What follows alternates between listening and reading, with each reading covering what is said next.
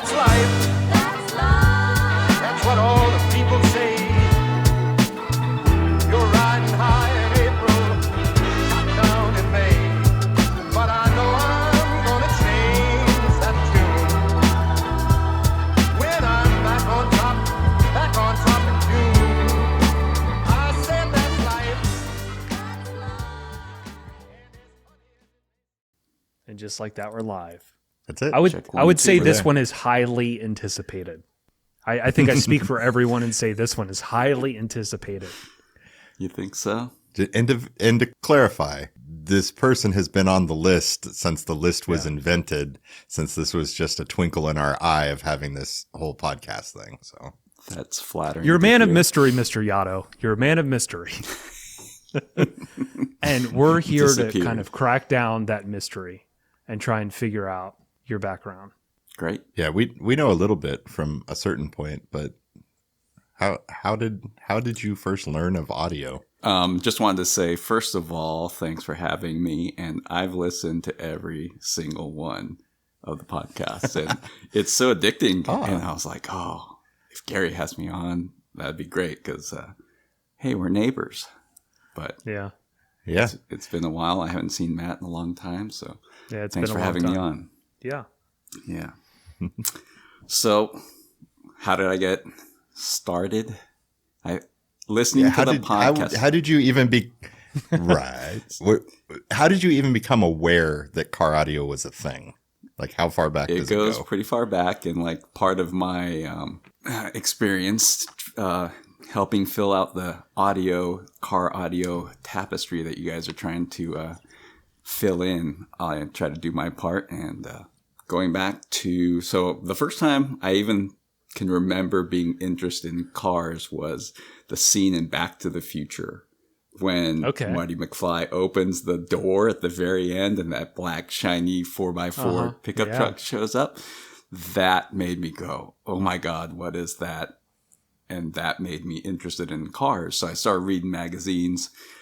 Being a techie guy, I guess I was always reading those specifications in the back of the end of the reviews of, engine displacement, wheelbase, all that. And I used to look at that, and I was into cars. And so I was a skater guy like Gary, but then one of my skater buddies who was a little bit older, but had pretty well-off parents goes, I'm going to get a GTI.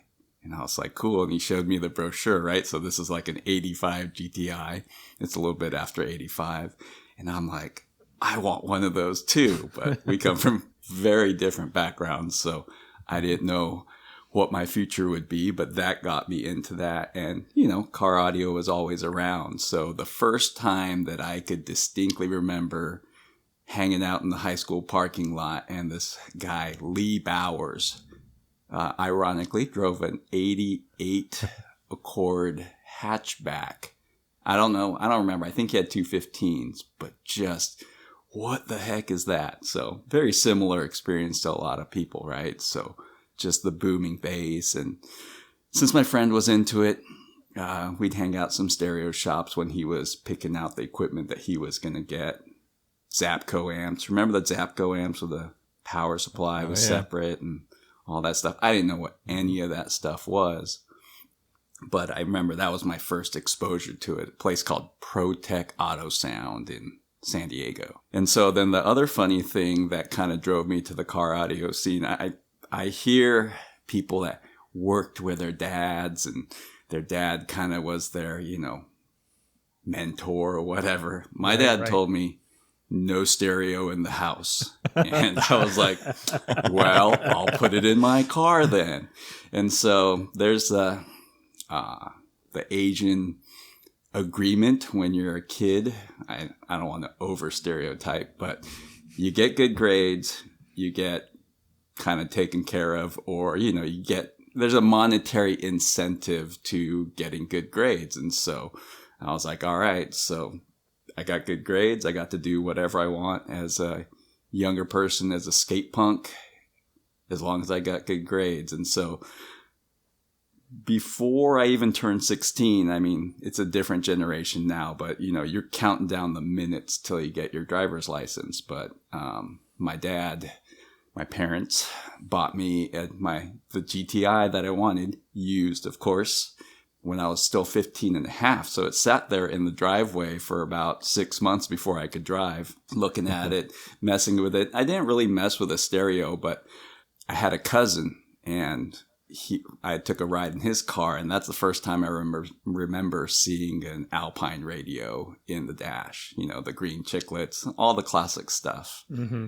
And I was like, I want an Alpine too. So I drove my dad crazy. So before I was even 16, we went to a place called Mad Jack's in San Diego, and I bought a radio, which was pretty expensive for the time, cassette deck, some 6x9s, and they installed it, cut some holes in the back, the little flappy the thing, the rear package tray, yeah. Right?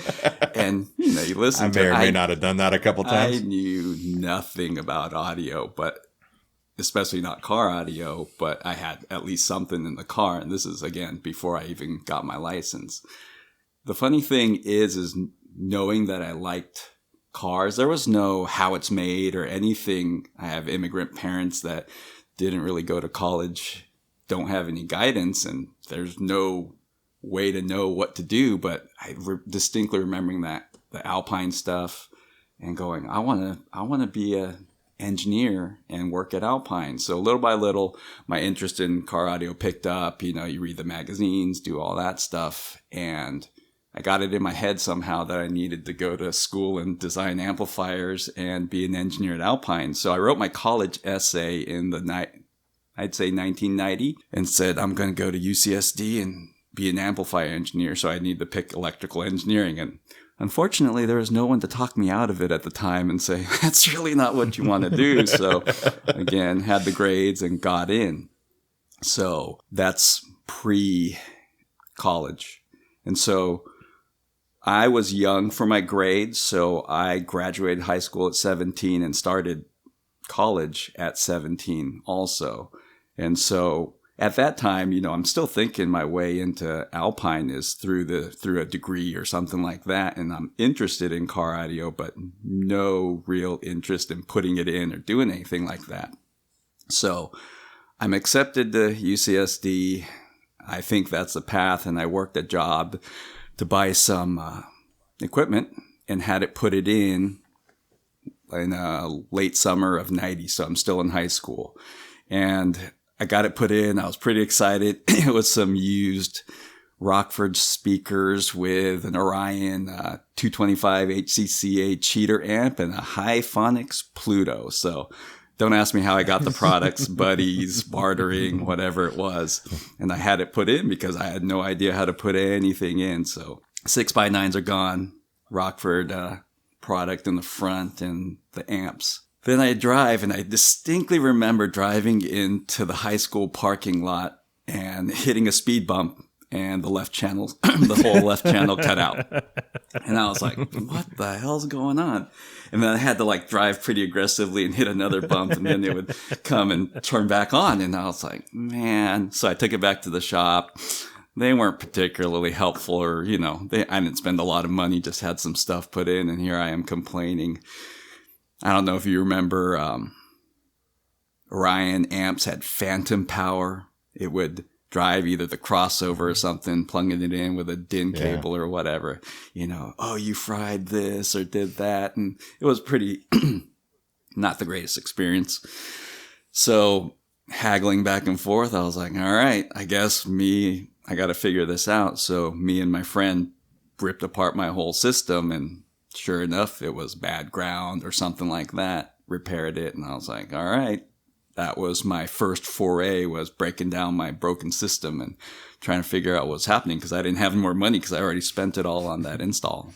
Let's see. From there, I was still not particularly thinking that I was going to be an installer by any stretch of the imagination. I still distinctly remember there was another kid in high school that was a grade older than me that did installs. And so he was going to be the guy. It's like, if I save up enough money, I'm going to have James install my system. But the more I got into it, my buddy, my best friend in high school, Dave Bush, he had a old MGB GT, if you know what that looks like. It's a small hatchback, British, unreliable car that he decided he wanted to do stereo stuff in, and I was going to be his buddy to help him put it in. And his dad had a lot of tools in his garage, and so we would go over to his house and start tinkering in his install. And some of the memories from that. So this is where I start getting hooked into a little bit more helping with the fab. So there were IASCA shows in San Diego at the Del Mar Fairgrounds. So we'd walk around, check out some installs that were pretty neat, but, still doing it myself. We really didn't feel like we had any knowledge or skill of how to do that. So I remember gluing together 1.5 inches of particle board and shaping with a Surform file to make a door panel, putting carpet on the door panel with some glue, but then trying to do something with a heat gun and singeing the carpet. I mean, if you would have seen what I was doing at that time, you're like, this guy is so bad. He'll never make it. Like, it would have just been a comedy of errors. And you would have been like, yep, this guy just became an engineer and went to work in front of a computer every day. So I think about all those things. But somewhere there, like my buddy and I, it's like, yeah, if you really want to make it to Alpine, you're going to have to work your way up. You're going to have to work at a chain store and work your way up. And I'm like, no, that's not me. I'm not going to do that. And so as I got more and more interested into it and, buying stuff for it, I found this shop called Elite Systems in San Diego. And I would go there, just talk the guy's ear off and buy a little bit of wire and some RCANs or some ring terminals for grounds or something like that. Things, people don't understand how difficult it was to find things for installing. I remember driving around San Diego, looking in the Yellow Pages, again, Yellow Pages, the book that people laugh about now, to find black screws that would be, you don't want the zinc plated shiny screws when you install an amp. You need black screws, but where do you get black screws? And I drive from hardware store to hardware store trying to find stuff like that and getting interested in those kind of things. But I remember that we paid an installer to solder our RCANs because I didn't have a soldering iron and we didn't know how to do any of that stuff. So building the car with him was definitely an experience, and going to that stereo shop. So they had a Bob Morrow, for anyone that knew him, was the custom guy at that shop, and he was a nice guy, and he would let me listen to his car, showed me the install ADS. It was pretty much an ADS and Alpine system in a Chevy Cavalier that was cherry red. And I remember walking in there and seeing how nice the system was and like, oh, that's really awesome. So I hung out at that shop all the time to just bug them and ask them questions. And I was like, instead of working at a retail shop, I want to hang out here and work for you guys. And they're like, well, you don't have any experience. And I said, yeah, I understand, but I'll sweep the, same thing, sweep the floor, do whatever. And they're like, well, we can't really afford to pay you. And I said, doesn't matter. I'll make money a different way. And I just want to hang out. And so they said, sure, come on by. And so the summer after I started college, I spent every single day of the summer there working for free. And so they said, well, we can't, not pay you anything, so we'll buy you lunch. So I worked an 8 to 10 hour day every day for an entire summer for lunch. Wow. And so that's when I learned about IASCA. They had a shop truck, which was a 91 Pathfinder, a red Pathfinder that they were building for IASCA. And so what's this IASCA? You've seen the shows, but you didn't really I didn't put 2 + 2 together, but they're like, we're building it. This is the rule book, and you have to make it look as nice underneath as, on the surface. And I was like, oh, so I took home the install book and read that front to back. You know, I understood, you know, the concept of it, but what really piqued my interest was the judging criteria for the install side of things. And so these guys were really, really way above me and advanced in the fabrication side. We had a woodworker and Bob, and then the owner, Mark, and a buddy of mine that was, his name's Sam Jones. And so it felt like family working there, even though I was working for free. Everyone was really nice to me. And one of the first jobs that they gave me was they had a Frank Ampenstein Phoenix Gold. If you know what that is, it was a pretty iconic amplifier that was, I believe, an MS-2150 and an MS-250 combined together in one heat sink. And it was pretty cool. But they had it mounted and it motorized from a flat position to the 90-degree position. They're like, well, we want this piece of MDF replicated in acrylic. So I said, okay, I guess I'll take it. So I took that piece of MDF and I replicated. It had some holes and a big chamfer, a round over on it for clearance. And you had to polish the insides of the hole, polish the whole edge. Everything had to be pretty nice. And so I took it as a 17, 18-year-old, and I took it and went to town and finished it. And I gave it back to them, and they're like, well, this is pretty good. You have some potential. And that's kind of the first time I remember doing something that was above average. And I did work on some friends' cars right when I started college. So first winter break, I worked like literally the whole entire break, day and night, working on a friend's car. He had an Oldsmobile Cutlass Supreme with some Sony gear, and I built out the whole trunk with a sub enclosure and did all of that in his car. So I guess the bug really bit pretty hard. So not only the Iasca rulebook install, but you know, just starting to build stuff. So I did say that my dad said no audio in the house, but once he saw that I was starting to get into it, I made a pact with him because I wanted to use the garage, obviously. And he says, all right, I'll lend you the money or give you the money, but you have to rebuild the garage and, you know, make it like a workstation. So I used to read Popular Science and Popular Mechanics quite a bit, and they had some plans on how to make garage workbenches out of 2x4s and masonite and all these things. So I rebuilt the garage with money that my dad let me have/borrow. I can't even remember if I ever paid him back.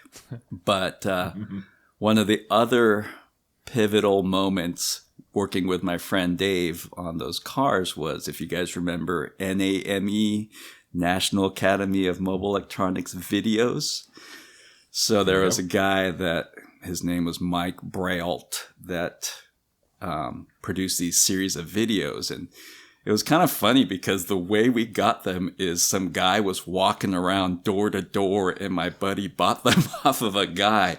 And so we watched the videos, and that's the first time I ever saw a Bosch jigsaw and a flush trim router bit and a step drill. And I was like, where have these things been all of my life? So that was part of the pack. Again, no Google, no internet, driving from store to store. Different. It's so different how you gathered information back then. And like these things still stand out to me because the key moments, like I'll mention in the upcoming stories, is that information was so hard to get. And when I found those nuggets, they were so important to me. Mm-hmm. And they're important to me still. I mean, that was we're coming on 30 years. But those nuggets of information were so important to me that I really hold on to them. Like, I still remember the first place I ever bought a step drill, and the first place I bought that flush trim router bit. What are these things? And, they're the staples of things that you do in the future. Going from there, let's say, I'm working at the stereo shop, and we built the shop car. So once I proved my worth after that summer, they said, okay, we could pay you. And I was working for couple $100 for every 2 weeks. So I never did it for the money. I did it for the love of the install.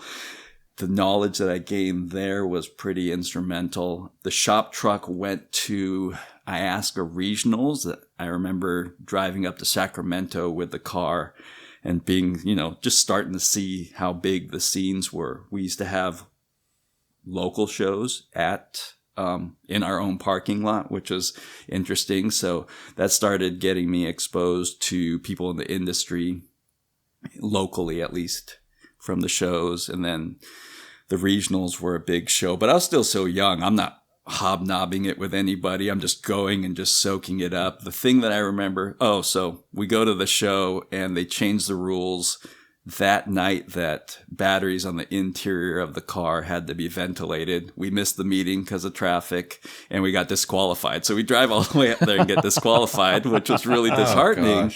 But I still remember watching, still there. So we're going to find out. And Chad Clodner's Mustang was probably making one of its debuts and just being in awe of something of that caliber at that time, right? So seeing just the level of installs at a regional event versus a local event, I was like, wow, there's so much cool stuff out here. So that was another very inspirational moment going to that. And so just kept plugging away at the stereo shop. It was a pretty high-end shop, so there were very few things that came in that didn't stay there a week. There was nothing that was turn and burn, nothing that I had to do and turn. Even the alarm system we did in 2 days, and it was never that type of environment. So I've never, if I had to do retail install, I would have starved to death and been burnt out. So there's so many other guys that I listen to their stories and, they worked in such a different environment than I did. And I'm kind of one of those guys, if it's do it right or don't do it at all. And so that's just been my personality. Like I have a lot of stuff at home that's totally not done because I don't have the time or the resources to do it right. Say sorry to my wife, but that's just how my personality is. So it's pretty interesting that it's been, for such a long time that's the route that I took. So I'm trying to think back.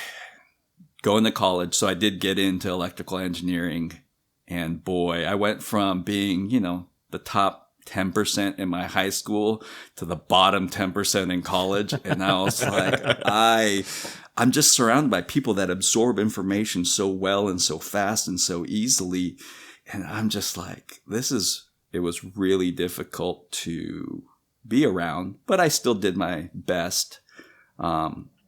Things start off with math, and then once it starts getting to physics, when it's regular physics, that's awesome. So I got A's and A pluses, all the, I thought I was on my road to maybe making it in this world, right? And then you take quantum physics. Yeah. And you walk in, and the first day, some guy writes this huge equation on the board and tells you, what you learned in physics wasn't real physics. This is real physics. And I was like, oh, no, this is not for me. And so I remember that. I studied pretty hard to try to do well, but I went in, took the final, and it was a 10-page final. And I looked at everything. I read through all 10 pages. I couldn't even start to answer a question. So I just put the test down, got up, walked away, went straight to the dean's office and filled out a leave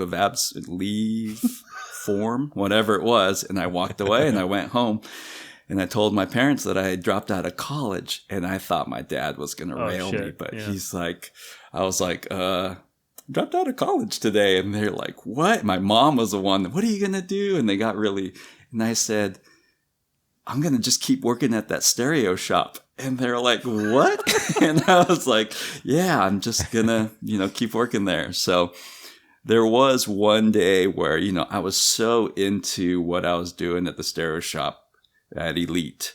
One day I was drawing some, passive crossover networks. And I don't know, Gary, you both know. I don't know, Matt, do people even wire their own passive crossover networks anymore? But no chance. Regardless of what wiring diagram on paper and what you're doing and what it looks like when you're connecting the wires together is a very different thing. And so I'm taking all these electric courses and I'm doodling, and I realized the car I was working on, I had put the coil in front of the cap and it was pretty much a direct short to the amp. So I stood up in class, went straight to work, and luckily the car wasn't gone yet. And I go, I got to fix the crossover. And so I knew I was pretty dedicated to being in that career over what I was doing at school. So that plus all the other things that were fun about just the atmosphere of working in the shop and working around those kind of people was where I felt like I really needed to be. So, like I said, dropped out of school and started working there full time for a whopping $500 every 2 weeks. So this is 90. That's how you could have 93. And that's how they could afford to take 2 days on an alarm. Yes, exactly. Like this play, like, so I have no idea at the age of how far from reality this type of shop and shop environment was, but the quality of the work. We were in magazines for not just Shop Truck, but other customer installs that we did. Auto Sound and Security took a cover page of, or cover shot of the magazine was Integra that we did in our shop, because our shop was pretty clean. And this is in 93. My little Craftsman toolbox is like on the floor on the cover of a magazine. And I was like, oh, that's so cool.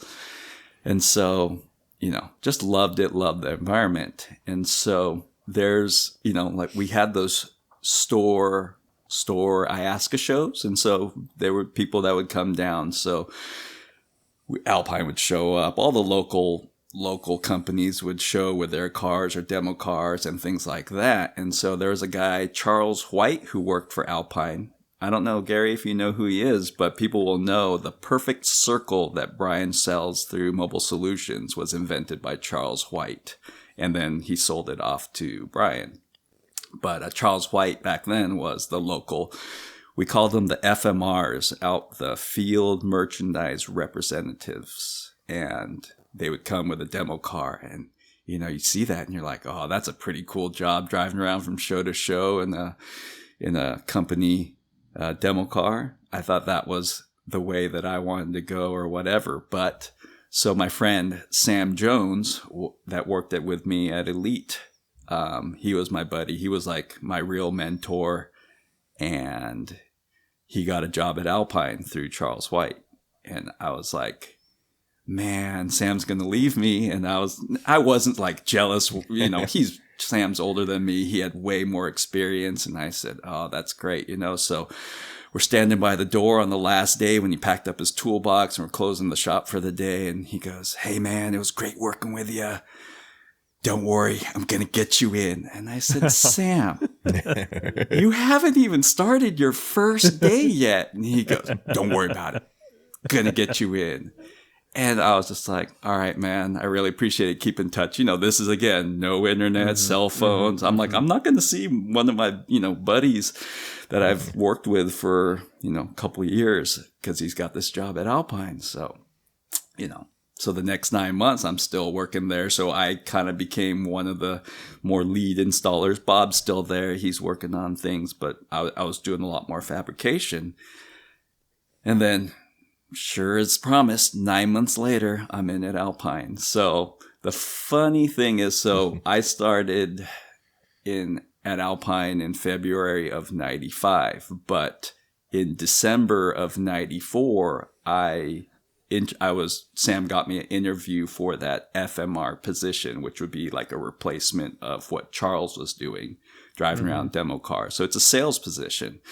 So I get we make a resume, I get an interview, and I drive up to Alpine. I'm so nervous. At that point, I just turned 21. So I'm 21 in 2 weeks or something like that. And I walk into this interview, and the vice president of sales was a pretty intimidating guy named Mark Carnes. I don't think I spoke because I was so nervous. Like I had to sit on my hands because I was so nervous. And he, Am I qualified? Maybe technically, but I was so mute and like, yes, yep, probably quiver in my voice.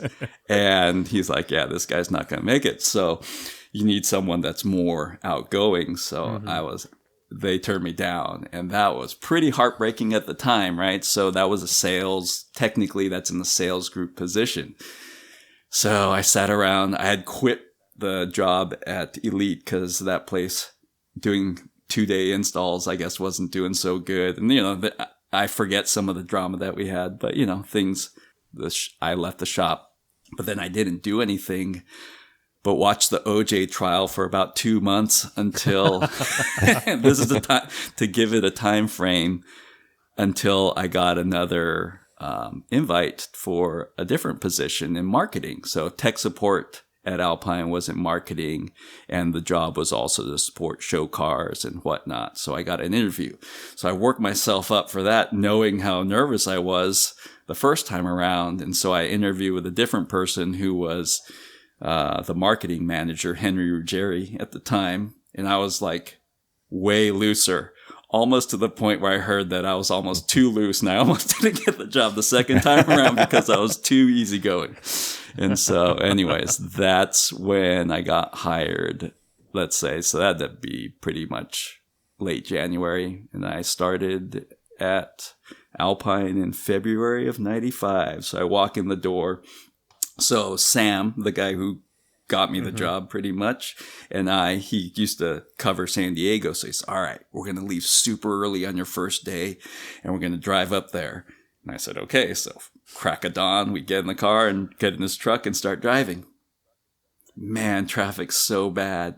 Some lady and her kids were standing on the bridge and trying to jump off the freeway. So the freeway was shut down on my way there. It took us 3.5 hours. We were supposed to be there 8, and I think I showed up at 9:30. And I walk in, and I'm like, gonna get fired. So I'm dressed up in a button-up shirt and probably slacks or something. And why are you guys late? There's a lady trying to jump off the freeway, off the bridge in the freeway. And he looks at me and goes, why are you dressed like that? And I go, because it's my first day. And he goes, hope you better change your clothes. You're going straight to the back. Okay. So I went to the bathroom, changed in some jeans and a t-shirt, went straight to the install bay. Because I knew Sam, I had been there probably that first time I got interviewed and turned down. So I got to see what the install bay was. Gary knows what the iteration of it was after, I had left. But for people who haven't heard, it's pretty much a 3-car garage with a little bit more room for a wood shop. It is not a glamorous, large location. But when I walked in... It's not Rockford. It is not. It is not anything glamorous. It's just a back area of a pretty large building.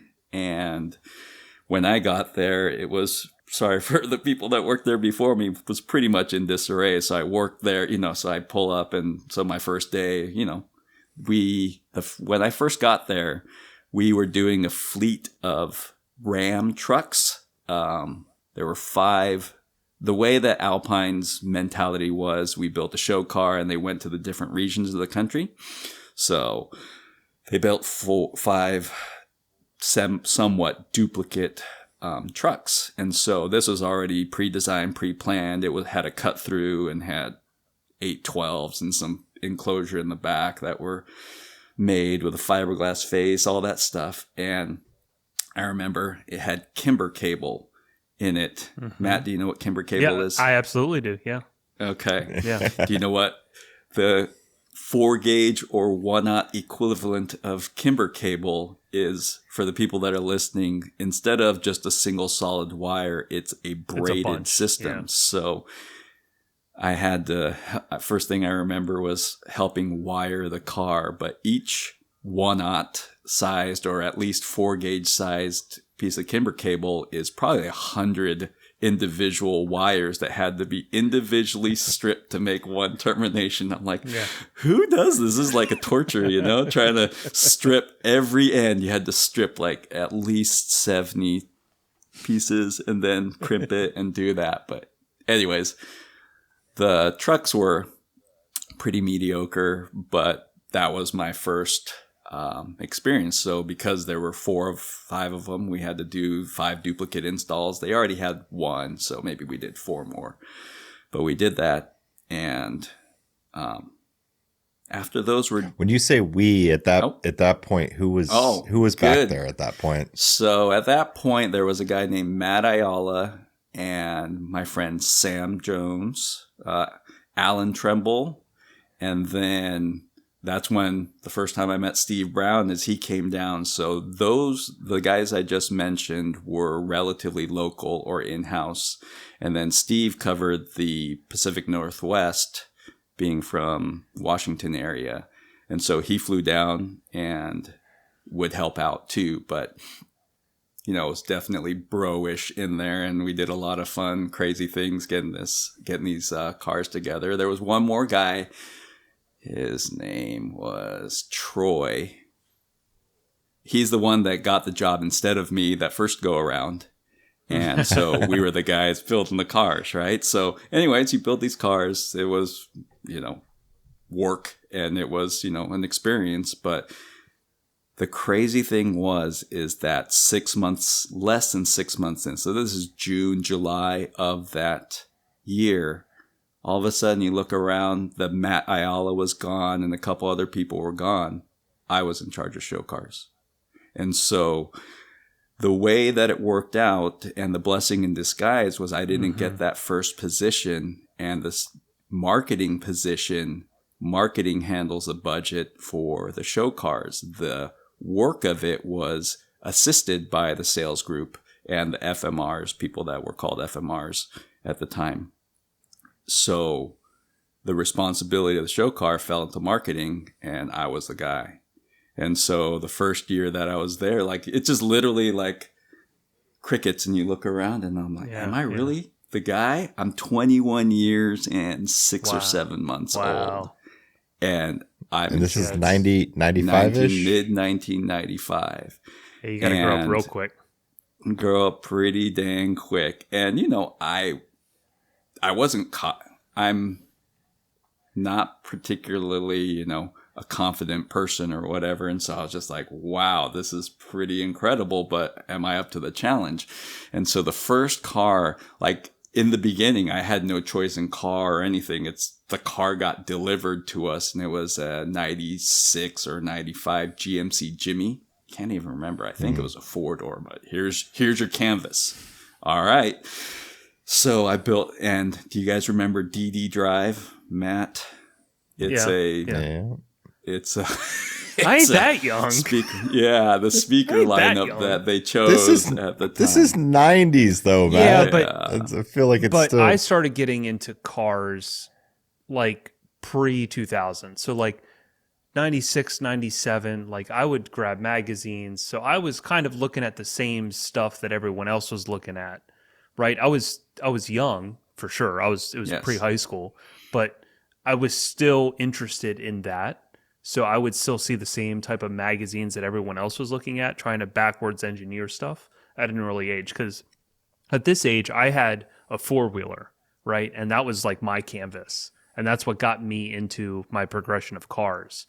So I was just buying everything I could for my 4-wheeler just to install it, Nerf bars, whatever it was, and putting that in. But I was still very interested in cars. So all the stuff that you guys were talking about, I was still very much in depth in the industry at this moment in time. Awesome. So that, at that time, so V12 amps, do you remember V12 amps? So those had just come out, and Alpine had just released some digital time alignment processors that had to go in this car. So that's what I worked on with this car is, I built out the back the way that I knew how, but then I incorporated mortarization, an aluminum plate that mounted woofers on the front and the back. And because of the V12, it motorized into a V. And then I wish I had pictures, but this is again this is when you used to take it to the photo mat to develop your pictures. But I designed the system in the back that when you hit the remote, the amplifiers would motorize into a V, and then you could see down into the enclosure. Had an acrylic window, had the woofers down firing, slot ported to the back, and had like separate chambers, had the processors on the side, had kick panels in the front.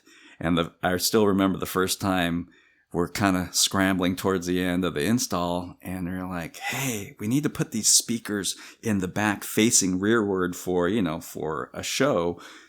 But how do we do that? Like, I was a really basic guy, squarish things with rounded edges. And then Steve Brown comes in and goes, oh, I'll make those for you. And so he whipped out these rear-facing pods out of fiberglass and whatnot in a much faster fashion than any of us could. And we're like, who's this fiberglass wizard kid that's here, And so we're all friends, but we were pretty impressed at how he did that. And so that's the first time I remember really hitting it off with Steve and like, all right, yeah, we got to work together more, man. And so we went to CES and debuted the car, and people were, really, I'm standing in the background, but they're like, hey, who did this car? This is better than, before. Like, that was the first year that I felt that the status of Alpine and the demo cars were finally starting to come together. So, and we were getting recognition for that. And so that was, let's say, step one. But, after CES that year, we go back to our regular jobs. And that next year, it was a lot of tech support. So that's my other part of the job, was tech support and drawing. Gary, you know what a PTG is? Product Technical Guide that we... Mm-hmm. Oh, gosh. Yeah, so basically... Yeah, luckily I never had to do that part. So a Product Technical Guide was the drawing and the wiring diagram for every product that Alpine sold at the time with connections. And it was done with Adobe Illustrator. That probably sucked. I never had used a computer other than for typing before. And so my manager... Todd Van Zant, he got me a Mac, and Gary knows Todd, and got me a tutor. This guy sat with me for 2 days and just helped me draw stuff and learn how to use. This is when MacBook laptops were brown, and when you opened them up, the Apple logo was upside down. And I just remember, boy, this is not awesome, but that's the first time I used a computer and started learning how to draw and help draw. You had to draw every line on the RCA ends and every, thing, and the computers are so slow. It was a real struggle to draw, but that was one of my other jobs, answering tech support. And then the next year we built a Dodge Dakota, which is the truck, right? So Dodge Dakota extra cab. And again, we had, our series of product that was coming out for that year at CES. We got the prototype ones, and we built a system in the back. Again, wish I had pictures, but it was a relatively simple system. But the way that I used to think of systems is how to just make the shapes and the theme flow from one portion to the other. And so I think we did some stair-stepped amplifiers over some sub-enclosures, and then something about the enclosure tied into the center console, or something pretty basic like that.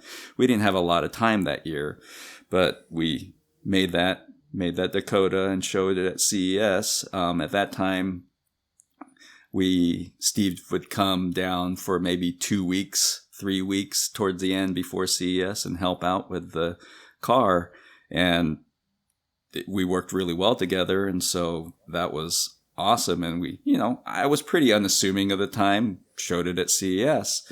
And then let's say, again, things weren't very instantaneous back then. So maybe a month or so later, we see the truck that we built in Auto Sound Security magazine, and it won their best of show.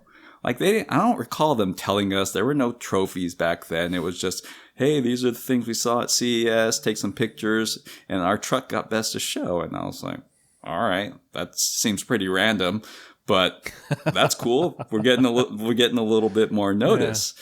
Yeah. And so again, we built another series of those trucks so we built 4 or 5 more trucks, pretty much carbon copies, but I didn't know we were copying when we made it, so there were no templates or anything like that. So here you are building it from scratch, and it's kind of gets repetitive. The way that they would do it was, if there was a field rep from that area, they would come and help. So you had help of varying degrees, and that's how I just kept building stuff that year and ship those trucks out.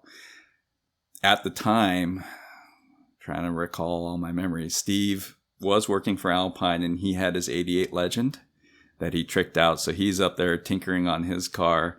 And when we would deliver these cars, it would coincide with, let's say, an IASCA finals or something like that. So we would drive out to finals and then exchange one of the vehicles with another rep, or drive it out to the East Coast or something like that. And 97.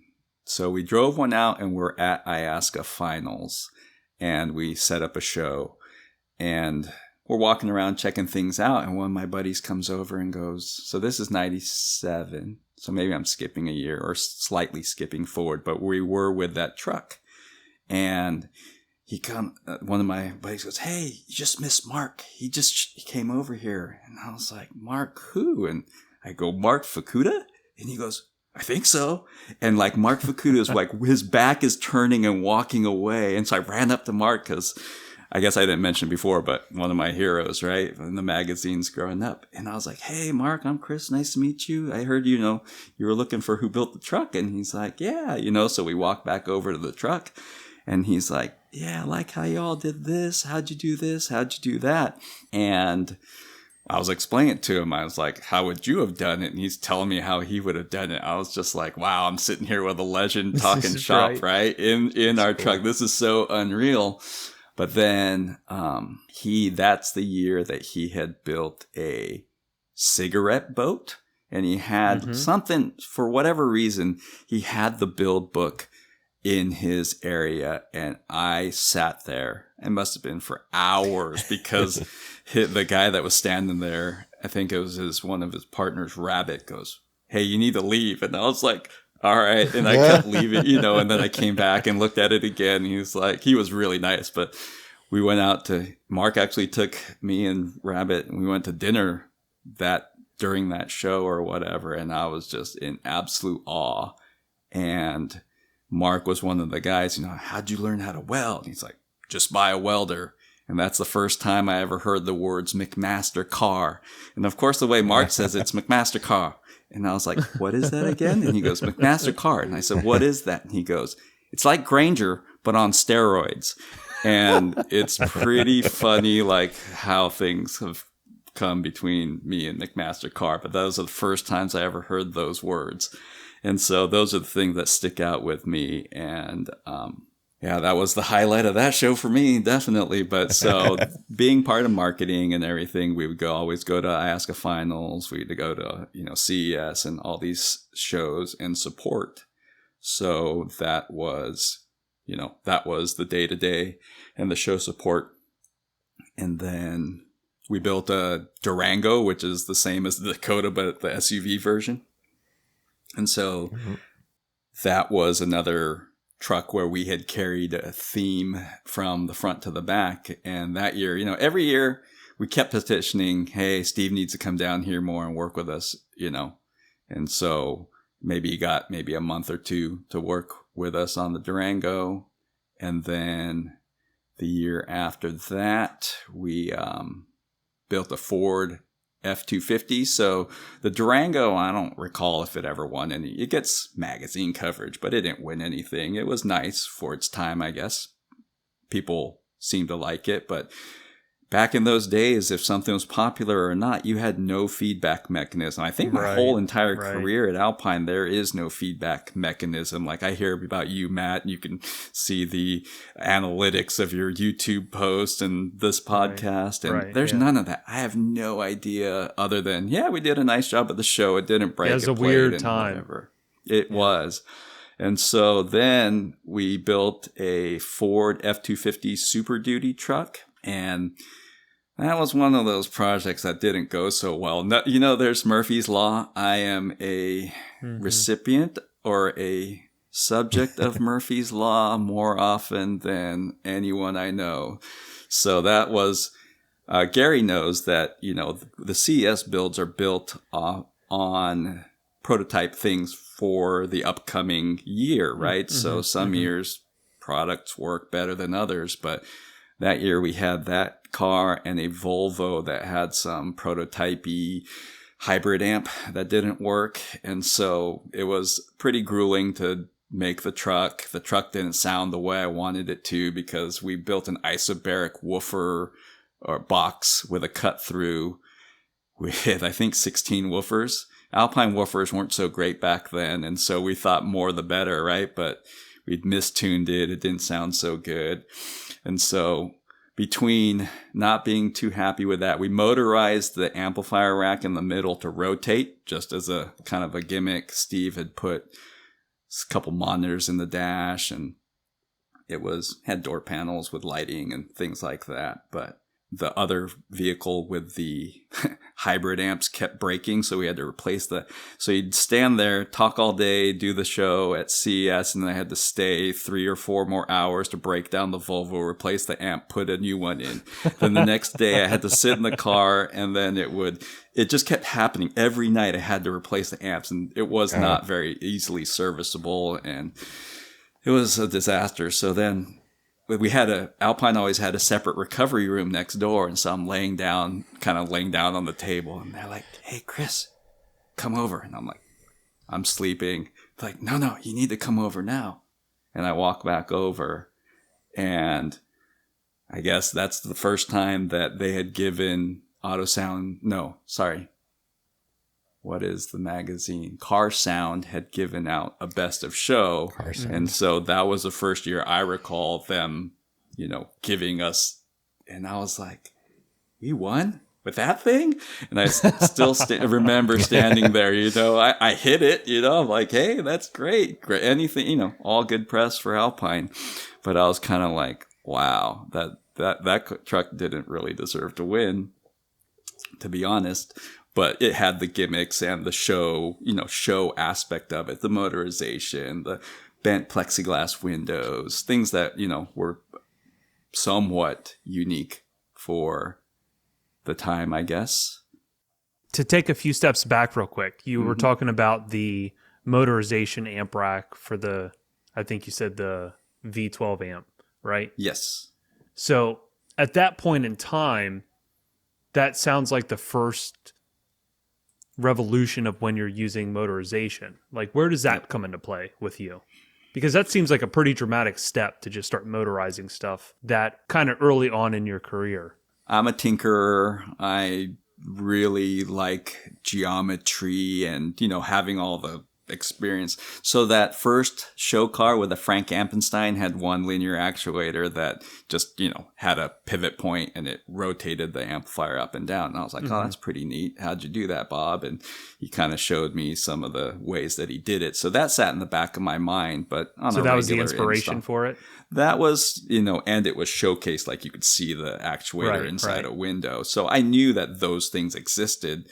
But I didn't know really until I started working there how to do the reverse polarity relays and things like that. I think Gary's talked about the Bosch relay book, things like that, you know, things that you study, like, again, all the information that was so hard to come by was so cherished.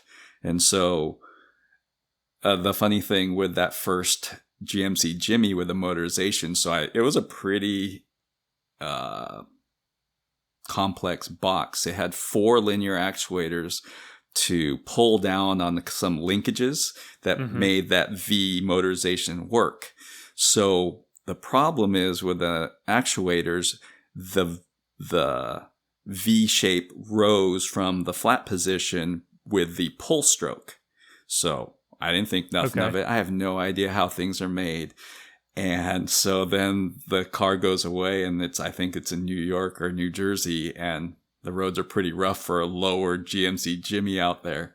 And the vibration, if you drove with the V in the up position, snapped all the motors because they're plastic gears inside. I had no idea that's how they were built, but that was so difficult to service, and I felt so bad for the people that had to service it. But those were the first mistakes of learning motorization. So the F-250 truck had a circular motorization, and I can't even remember how that thing, I think it was also a linear actuator, because it didn't freely rotate. They had wiring through a center tube, and it rotated 270 degrees back and forth, but it looked like it kept rotating. And so it was a pretty big project, but the execution I felt at the time wasn't what I wanted. And so that's kind of who and how I was and still am, is the, showiness is great, but if the quality of the execution isn't good enough, it goes back to that IASCA mentality, the IASCA rulebook. Yeah, it's a show car, and there's no technical judging of a show car, but I still always felt that needed to be a higher level than it was. The year after that, we built a Excursion, which seems like it was in the 2000s, so late 99, 2000, which is, again, it seems like we'd build the truck and then we build the enclosed version of it. So that's what we did with the Dakota, the Durango. Then we went from an F-250 to an Excursion. And that was another humongous canvas. And one of the things I remember is like, man, we're building these ginormous canvases. It's a lot of work and a lot of sanding. And that was the first year we brought out Type R woofers. And with that truck, we put a lot of woofers. It was the same mentality of the F-250, because Alpine subs didn't make a lot of bass. This thing finally had so much bass. It was more than we knew what to do with, and it was crazy. It had 2 10s in the center console underneath the plexiglass enclosure, and another bent plexiglass enclosure, and had a bunch of woofers and these Star Trek looking amplifier racks. With the prodding of Mark Fukuda, we started learning how to weld some pretty basic steel frame racks, and that got some attention. I have no idea if that thing won any awards or not. But again, I hear, other people that got into it and are very competitive and were trying to beat someone, something. And that's just never been me. It was either to outdo yourself from what you did before. Like, that was what I felt our goal was, is to do something different and eye-catching and something that puts Alpine in a good light. But I know of the Alpine Rockford rivalry that existed then and maybe to this day, but being in marketing and not in sales, I didn't experience any of it. So I remember being at the show, meeting Brian Schmidt, checking out their car, and Brian was always super friendly and showing me what they built. And I was like, oh my God, that's so awesome. Just first one I remember is probably the Frontier trucks that they had the theme in. I knew that Rockford had done previous, trucks and Suburbans and show cars that were really clean and really well done. But that Frontier really was the first thing that I had saw that Brian was showing me. And I was like, man, this is so amazing. But again, I'm in that booth and talking to them. And then I still remember Brian coming over into Alpine's area, because Alpine had a room, right? Alpine always had a room. And Brian and Mark Lowe walked in, and I walk up and I'm like, hey, Brian, how's it going? And they were very like, yeah, we're, in the lion's den feeling to it. And I just remember, I guess it's a little different. And that's the first time I realized what kind of rivalry there was, but I was pretty not clued into it until kind of, I see how it is. And so it was very enlightening for me to listen to Mark's podcast, because other than that time, I don't think I've ever met Mark Lowe, and seeing how influential he is to the industry and how he viewed his role in all the things that he did is for the industry. I felt similarly as to what we did. And Gary knows, but Alpine, there was Gate. Do you remember Global Alpine Institute of Technology? Something like that. Something like that.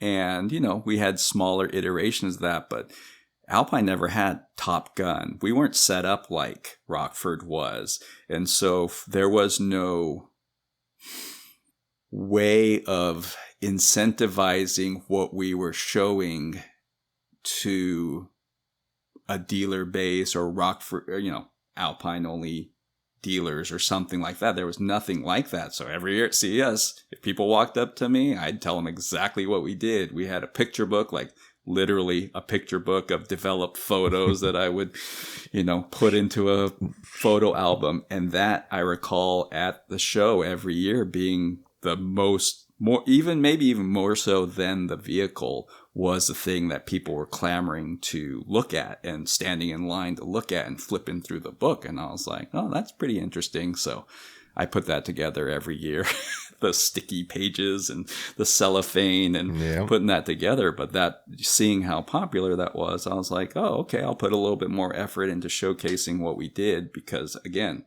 that puts us and Alpine in the best light and seeing what we did. So it goes from that, now I can sense that the cars that we're making were getting some notoriety, and then Alpine decides that we're going to do the F#1 status product for the first time, right? So that was in my tenure there.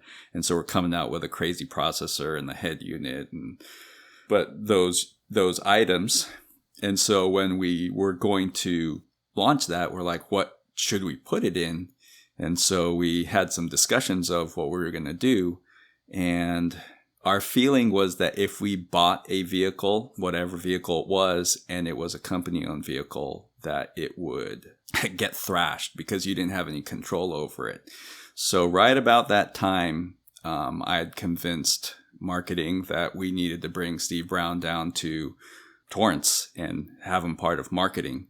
And so I'd say right around, I don't remember the exact dates, but right around 2000, Steve moved down permanently to LA and he worked in marketing.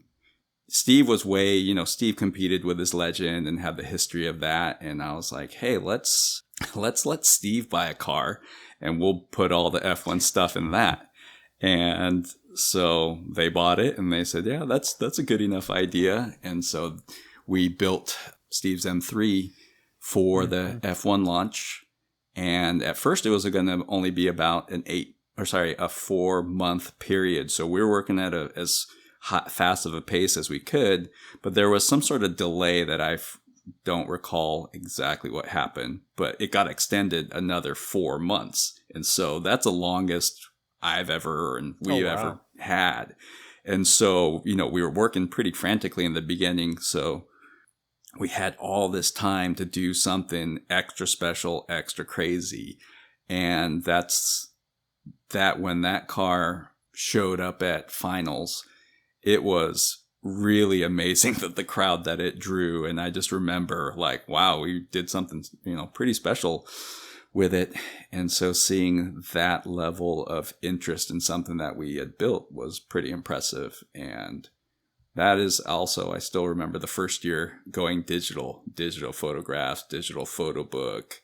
I had a slideshow presentation at CES that showed the build and things like that. But wasn't there a pedestal that went with the car? Was that one that had the monitor on the pedestal with the? I don't think it was that crazy. Monitors were so expensive back then. I think it could have had the display show company would make some of those things for us, and I swear it was just a laptop, but regardless, it was one of the first times that I remember and still have the build books that we created. And so that's, seeing what the power of building something special and garnering the attention, still one-way street, having no idea what the coverage is. The things that you would see is just how many magazines did it go into. And it's that car got a lot of press worldwide. I mean, in Finland, and you see these magazines, and I was like, we had pretty big stacks of different magazines, and so that became the value of what we did. And really started getting us, I didn't really relate the magazine coverage to being well known, but that and the, interest in our techniques and whatnot was pretty interesting. So after that was the beginning of Hot Import Nights. Hot Import Nights, I believe, started in Long Beach. One of the very first nights, I remember Alpine was supporting it, but I wasn't going. And my wife and I happened to live in Long Beach where the first Hot Import Nights was. And we tried to go to dinner. And like, what are all these slammed Hondas doing in this parking lot? And we couldn't find parking. And you open the door and get out and you just hear all this noise and music. And we peer out over the edge of the ledge of the parking complex. And you look down, there's the first Hot Import Nights. And right in the middle of it's the restaurant we were trying to go to. So we just got back in the car just left and we didn't go to dinner. But that, if people can relate to what Hot Import Nights was, coincided with when we did the RSX show car, which had the mermaid painted on the side and had, lighting and airbrushed interior, painted interior. And the reason, we went from the M3, which is built for, expert level IASCA competition, to the RSX, which we, as marketing group, we wanted to target the pre-driving crowd. So we kind of wanted to make it. That was me. Hey, Matt. And it worked. It worked. It worked, right? Yeah, and so it worked. Alpine, when you do your marketing surveys and stuff and focus groups and whatever it was, that Alpine had a pretty stuffy image, and we didn't want to target that anymore. And so one of the things I remember, hearing pre-driving team as a target. And I was like, well, that's weird, but okay, that makes sense. And so when we did that, we actually teamed up with Wings West, which was partner or, big into the Hot Import Night scene. So the funny thing is, I don't know who would have been in charge of it, but, Honda's just down the street from where Alpine was. And we hear that there's these SEMA dollar cars. And we're like, oh, they are? Let's reach out. Somebody reach out to Honda and find out if we can get one of those dollar cars. Well, we were so late to the game that they go, yeah, we still got an RSX that you can have, but it's brown. And we're like, we don't want a brown RSX. We don't have the time to paint it and do all the graphics. But we're like, Wings West got the cool blue one. That's the one we want. But Wings West doesn't do interiors, so we reached out to them and said, hey, would you want to let us, work with you? And that was what the RSX became. We got the car, stripped it all down, did the interior, and then they did the body kit, and they coordinated with, that was the first car that they coordinated with Noah, which is a friend of Billy Longfellow from Wings West at the time. And he goes, hey, I know a friend. He doesn't really paint cars, but he does really cool artwork. Maybe he can paint the car. And at first he turned down the chance to do it, but Billy convinced him to paint the car. And so he came out. The guy works, well, Gary's met him. He works really fast and he's really good. And I was just like, wow. So the first one was either a freebie or somebody paid him, but I don't think it was Alpine. But we looked at it and we're like, that's pretty phenomenal, especially, how eye-grabbing it was from the outside. All previous Alpine cars had some stickering or some really standard graphics, but it wasn't that. And so we were like, that's pretty impressive. And it did its job. Funny story of that is one of the people that worked in marketing saw the mermaid on the side and goes, we can't have that. We need to repaint the car. And this is like 3 days before CES. And we're like, that's not going to happen. Yeah, right. Like, but that's offensive. And we're like, it's a little too late. So the president of Alpine Global came in, looked at it, and he's a tall, kind of stiff guy. And he goes, ha ha ha. And gives us a thumbs up. And we're like, oh, okay. So there it went to CES. And that's another year that it, I don't recall which years won Best of Show and which ones didn't. I don't think the RSX won Best of Show, and it really didn't matter. It did its job. It eventually was on CSI. I don't know who's watched CSI, but CSI Season 3, Episode 1 at the time, CSI. At what minute Yes, mark, Chris? exactly. At what minute mark? Stickler for details. But the funny thing, because I don't remember, I just remember watching CSI, and that's like 30 million viewers used to watch every episode at the time. Wow. And so we didn't really coordinate because it really wasn't Alpine's car, but Wings West had supplied them a bunch of cars. And I hear, oh, there's, we need to get the RSX ready so it could go to Vegas for a photo shoot or, video shoot. And we're like, okay. So it goes. They made it the killer's car. They had wrote the script where they found that the broken glass had blue tint, which the car had, was the reason that the guy got caught or something like that. And I was like, and they do this slow-mo, and they didn't take off the stickers, because Alpine doesn't pay for that kind of marketing or whatever. Yeah. And I was like, yes, we did our job, There's Alpine in front of 30 million eyeballs. And so, anyways, that was a funny And just to highlight. clarify for the younger Yes. people listening, so the younger generation, way younger than me, 2001, I believe, is when Fast and Furious came out. So that's kind of like what popularized and made companies like Wings West, Veilside, Gretty, like a household name, right? For people that had no idea. I mean, I'm speaking kind of for my generation. People that had no idea about this type of aftermarket equipment. And it kind of popularized it, made it mainstream. And then you guys start building these cars that are really grabbing to the people that have seen the Fast and the Furious, and it popularized all of that stuff. So that's kind of like what got me super interested into the builds you guys started to do from this point forward. Because again, your key demographic, I don't know if it had to do at all with Fast and the Furious and seeing what demographics watch the movie or anything like that, but I can say 1,000% that was the accelerant. And then that made me want to look more into the car audio scene or car interior scene or fabrication scene. And that's when I started seeing like the Alpine build after Alpine build. And I'm just like, Jesus Christ, this is so sick. And at this point, I have my own car that I start tinkering with. The Eclipse. Yeah. In my garage, I start tinkering with it, and I'm just doing stuff and kind of like, your dad, he sets up a little shop. I just work on my car. I work on buddies' cars, and that's kind of like what gets me into doing what I'm, ultimately doing.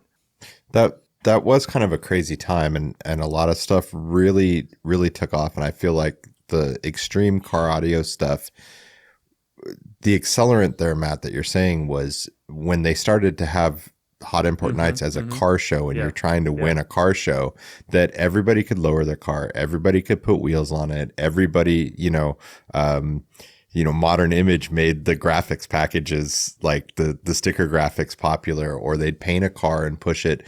And then when it came to the interior, there was a lot of, gizmachi stuff you could throw in, but it really, like, the trunk builds really became a really 100%. Big deal to help push those cars and all the fiberglass volcanoes and whatnots. And then the Alpine doing the airbrushing on top of all of that, just like, it's like, if you're going to throw the kitchen sink at it, this is what you need to be top level. So I remember starting off with Hot Import Nights, and then we had NCCA shows, and few people, in the car show scene will probably remember that, but it was the same thing. It was a point system. You travel all over the place. I went as far as Miami with my car at the time, and that's how serious I took it. And, it was... Nopi and the Nopi all that shows stuff in Atlanta. It was wild. Yeah, it was awesome. Knowing my personality and my tastes, and being somewhat responsible for some of these things with the the bright colors and the all paint things it was pretty funny. But the way that some of that stuff works, so the M3 leather interior, very matched thematically to a higher end car, and then going to something like the RSX, one of the biggest reasons was running out of time, and paint gaps are easier than material gaps, and doing things that work that way. And that's the God's honest truth as to why that went that way. And then, you know, I remember the Civic, that whole thing. If I had time and whatever, it wouldn't have been quite like that. It's just, you know, people, oh, I hate those paint explosions, everything's painted. It had to be done to a certain level that I was still satisfied with fitment wise, but then we just didn't have enough control over how Noah would come in and paint things and, you know, making everything thematically join the way that I wanted to. But at a certain point I had to give up, and well, that was my last car there anyways, but there were just people who saw it and liked it, people that saw it and hated it. It was just one of those things that, it was all about time and control. Like if you do a paint to paint part gap, it's pretty much tape and pretty easy. But once you start getting into the different materials, that gap is 3-dimensional, and gapping properly for something to fit. Yeah, it's just a millimeter. Yeah. How many rolls of Kent tape do you think you've wasted in your life material gapping? Oh, there's another. Thanks to Mark Fukuda, Kent. I used to know the number to Kent and my rep by heart. And that's how often I would call. You know, I haven't bought as many as what Brian has with Mobile Solutions, but yeah, definitely. And I still, even at my job today, I have buckets of Kent double-sided tape. Awesome stuff. Not almost irreplaceable. So anyways, how are we doing? I don't know if you guys have questions as I, you know, roll through these things, but we much like I assume the audiences right now are just fixated on hearing the story. All right. Yeah, captivated. You know, for me, I'm just rehashing some of these stories and, you know, knowing what some of the behind the scenes type of stuff was, you know, why I left, all those things. But, you know, there was a lot of hours just to give people, I don't know what the perspective of people and what kind of man hours people think that some of these cars take. Maybe they've heard on Brian's episode or whatnot, but let's say M3 was over, you know, 8 months of time. So if you put 4,000 man hours into something, but it spans over 8 months, that's a lot of work. Yeah. But it spanned over a relatively long period of time. In contrast, let's say the RSX was built in 4 months because we didn't get that car until, you know, what would that be, September, something like that. There's always this finagling. Still 4,000 hours, just much shorter time frame. Exactly. And so for the RSX, that was in the 3,500 man hour range. But then the balance of time that I put into that car started becoming well over half. I would say out of, let's say, 3,500 to 3,500, easily 2,000 plus was my time. And so then the Civic rolls around, and then same thing's happening where the balance of time put into it for whatever reason you want to give it was just, it became overwhelming. And I still loved it, but there was a lot of stress involved with that. CES doesn't move, right? There's no, hey, you know, the primer didn't cure the way we thought it was because it was a little cold, or, you know, the prototype part didn't come until whatever. And so just making up for that time and still doing something that was as what we felt was impressive and to the build quality that I was willing to say was my work was, you know, just putting the balance of the time way more.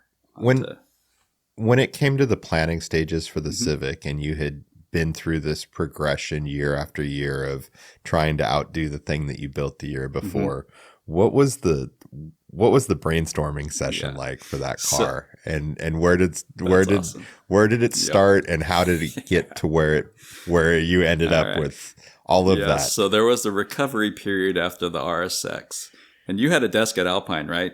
By Pisano. I probably had your old desk. Exactly. So sitting right there. I had your old computer. Yeah.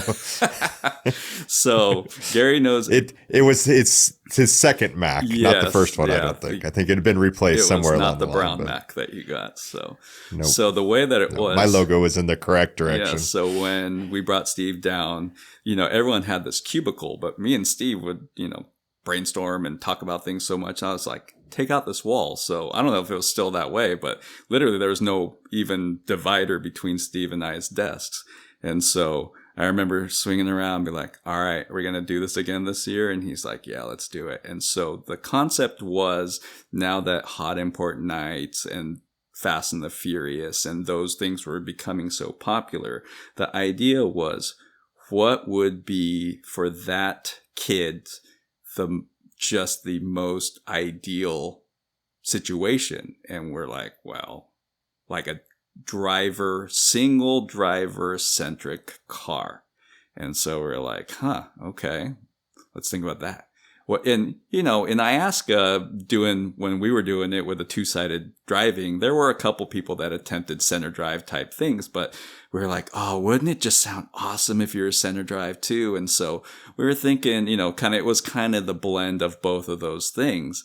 And when you look at the mechanics of how that Civic was built, it had a cable shifting system, so you could move the shifter to the side. There were all these. It had a really flat floor behind the back seat. It didn't have a center hump because obviously it's front wheel drive, but still had no center hump. And we looked at it and we're like, oh yeah, we could totally do this. And so that was part of it, but it was really the single young Hot Import Nights kids' biggest dream is to have this center, just everything surrounding you. And then we wanted those tentacle looking things with the gauge pods to surround you, but then how would you get in the car? And we're like, oh, okay, we didn't want to put them on the door panel, so we made it so it would motorize back. You'd get in the car, and then, obviously it was a little bit hard to get into, but we came out with a 15 that year, and so we're like, oh yeah, this thing's got a slam. So the ports for the 15s were in the side bolster areas and ported right next to you, and there were 12s in the kick panels, which is really ridiculous. But it had a front stage, huge arrays, 5 monitors. We talk about the monitor explosions, but it was a wide panoramic display screen in the front and things like that. And there were so many things in that car that just time didn't allow for, and it definitely wasn't, again, my cup of tea. But I was able to separate what. People had a tough time agreeing to what we were doing. Like, Todd Van Zandt, he's like, what are you guys doing? And I was like, just trust us. We're not doing it for you and we're not doing it for me. We're doing it for this target demographic that, we're trying to target, like Matt. Yeah. And so that was really what we did, what it boiled down to. And along with it came a lot of work, a lot of sanding, and a lot of wiring. So I think from the outside looking in, it was a pretty cool progression to see. Like, let's say that I think the Excursion was probably where I started paying attention to Alpine builds. And then you look at the M3, and obviously a great combination of fiberglass work and some creative new ideas and some dashboard work and some serious work up in the kick panel areas and that attention to detail that went into the sound quality side and kind of tied it all together. And that, I think, was about the point where the vision of a daily driver souped up left the building. Definitely. Right. And from there it was like, okay, you're shifting gears into that. The RSX was the same thing. Tons of paint work and really the kind of pushing of that stuff with a little bit of work in the dash, if I remember right. And then you get to the Civic, and it was the first no panel left untouched. Right? Like in my mind, that's the first car where there was no stock piece left in the car. That's funny to hear. Every surface had been touched. That's funny to hear that, because M3 on, it was gutted interior. So the M3 was an entirely built from scratch dash. Was the whole dash everything. built? We built, I don't remember that. So the M3, not to get too much into the weeds, was Steve built the air vents, like the air conditioning vent system under the dash. The whole idea on the M3 was to make a symmetrical dash, because the BMWs were very driver-centric dashes, right? And so we wanted to make a symmetrical dash with kick panels it had welded steel kick panels and 6.5s down there and tweeters and the A-pillars. We did a month of sound tuning before we even decided where to put the speaker. And so the M3 we pulled out the glove box and we put a Type R10 in the dash facing down in place of the sub box. Or sorry, instead of the glove compartment. And so every inch of the interior of the M3 was done from scratch. We bought 5 series door handles, incorporate that instead with the latch mechanism, steel work for the center console, steel work for all the amp racks. There were 2 exposed bolts in the rear that attached the trim panel, the sub panel, cover panel, the subwoofer into the sub box. Like that was another thing that we drove. I don't know if people see that in our builds, was no exposed screws and really no wiring exposed either. But that was kind of the motto of how we built things. And I've heard you or somebody else saying, inlay on top of inlay on top of inlay. And that's just how things had to be in order to not show a lot of screws, or how'd you make that? How'd you mount that? Things like that. Was it 6 or 8 tubes of goop per car? Yeah. There was the E6000 or shoe goo or goop, right? Yep. That was from the guy that would laser. We didn't, when we would get laser work done, he was this master model maker and his name was Mark Valentine. And I go, yeah. And he goes, oh, you should try this shoe goo. And he gave me a bottle and he goes, yeah, it sticks to anything. And that was the beginning for me. I still have a case of it at work. Got to keep stocked. So, yep. Yeah. So but that Civic was insane though. Like you were talking about all the monitors. I remember when that thing came out and I saw it in a magazine. I think the model number's kind of escaping me. I want to say it was like a TMEM 770 monitor, maybe. Yeah, very good. 750 like or that. 760, but yeah, somewhere in that range. Something like that. So the second I saw that is when I did sun visors in my Eclipse using that monitor. I did 2 monitors in my Lambo doors, so the monitors would be straight when the Lambo doors were up. And then I put them in the back panels. Like, at that point in time, anywhere that you could shove a monitor was fair game. Yeah. I remember going to shows, you'd see them in like the side mirrors, you'd see them in tail lights and like turn signal lights, and you're like, how's there even a monitor there? But it was the monitor craze. It's probably because of that car, the Civic. We started a trend we didn't want to start, but again, the whole point is you bought some Alpine monitors because you saw them in the car, and that was kind of the game at the time. And Gary did some cool stuff later with monitors that I would have never thought of, and so that's kind of handed the baton off at that point, getting out. And the way that I looked at it was, Alpine doesn't sell body kits, Alpine doesn't sell wire. It only so I really was an interior concentrated thought process or thinker at the time. And so other than coordinating with Wings West to do the paint jobs and the things, I didn't feel like I had the time after what the team that we had and the way that things were going, that I wasn't willing to spend that much time on the exterior and then introduce Gary Bell and Mike Vu. But what about the X5? Well, I was going to say, didn't you work on the X5? That was Vu. No, I was. So the X5 had a very long life because it was a VP's car that we had done. I think that year we did the M3. Alpine used to have the showy car and then a more subdued practical second car. And that went through its time. We hired Todd Matsubara to work on the X5 in its original show car debut, and he built a clean, reserved system for that to showcase certain products. And then that was shown at the same year, I believe, as the Civic. But then we know what happened to the M3 or to the X5 when it became pretty crazy.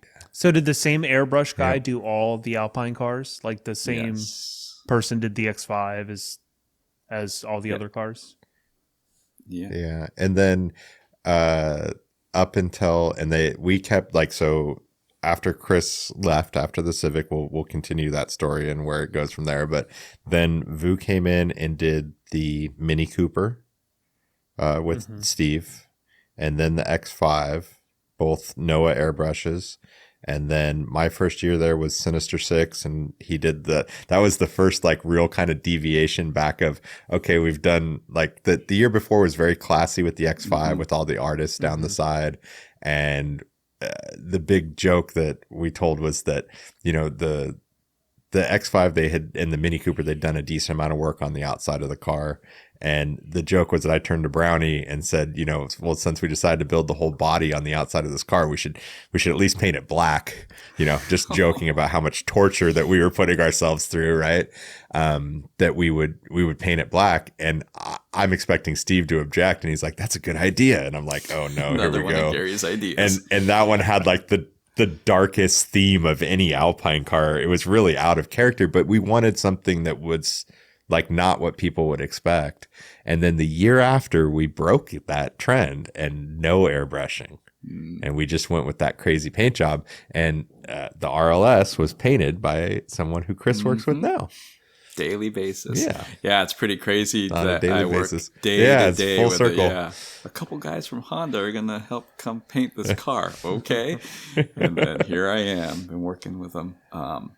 One of the things also is, you know, Let's not get too far ahead though. The Fast and Furious cars, you know, I've never watched the full Fast and Furious movie beginning to end, but like the pink S2000, some girl drives, right? And then some other ones. Yeah. Sorry for my Fast and Furious ignorance.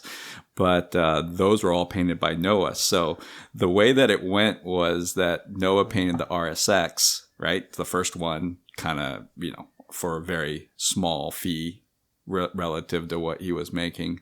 But then whatever, Universal or whoever the company that makes Fast and Furious, I think it was the second one, right, hired him to paint the whole fleet of cars. And he came back the next year when he painted the Civic, came up in a Lexus GX, the big SUV, and I was like, wow, what a difference for 1 year, you know.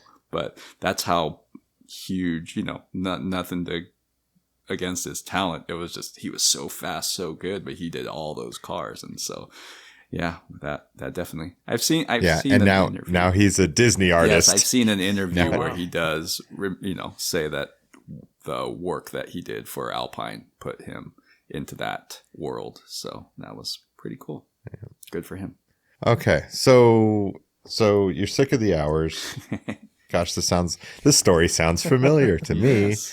me. You're sick of the long hours and the busting your butt, and you just decide you're gonna leave, or does something else? So what was the cocktail that made that happen? So there was some things that went down with the RSX towards the end that made it very difficult to finish, and it was those crazy, I think, 4 days straight to finish the RSX and RSX or RSX Civic? first. The M3 had the 8-month span that I was telling you about. The RSX was much more compressed, and when you commit to a certain amount of work and a certain amount of things, you know, you, at least from my perspective, you expect a certain amount of effort to achieve those goals. Not no corners, but you're representing Alpine. It's got to be at a certain level. And I've been doing that. Even at that age, I've been doing it a long enough time that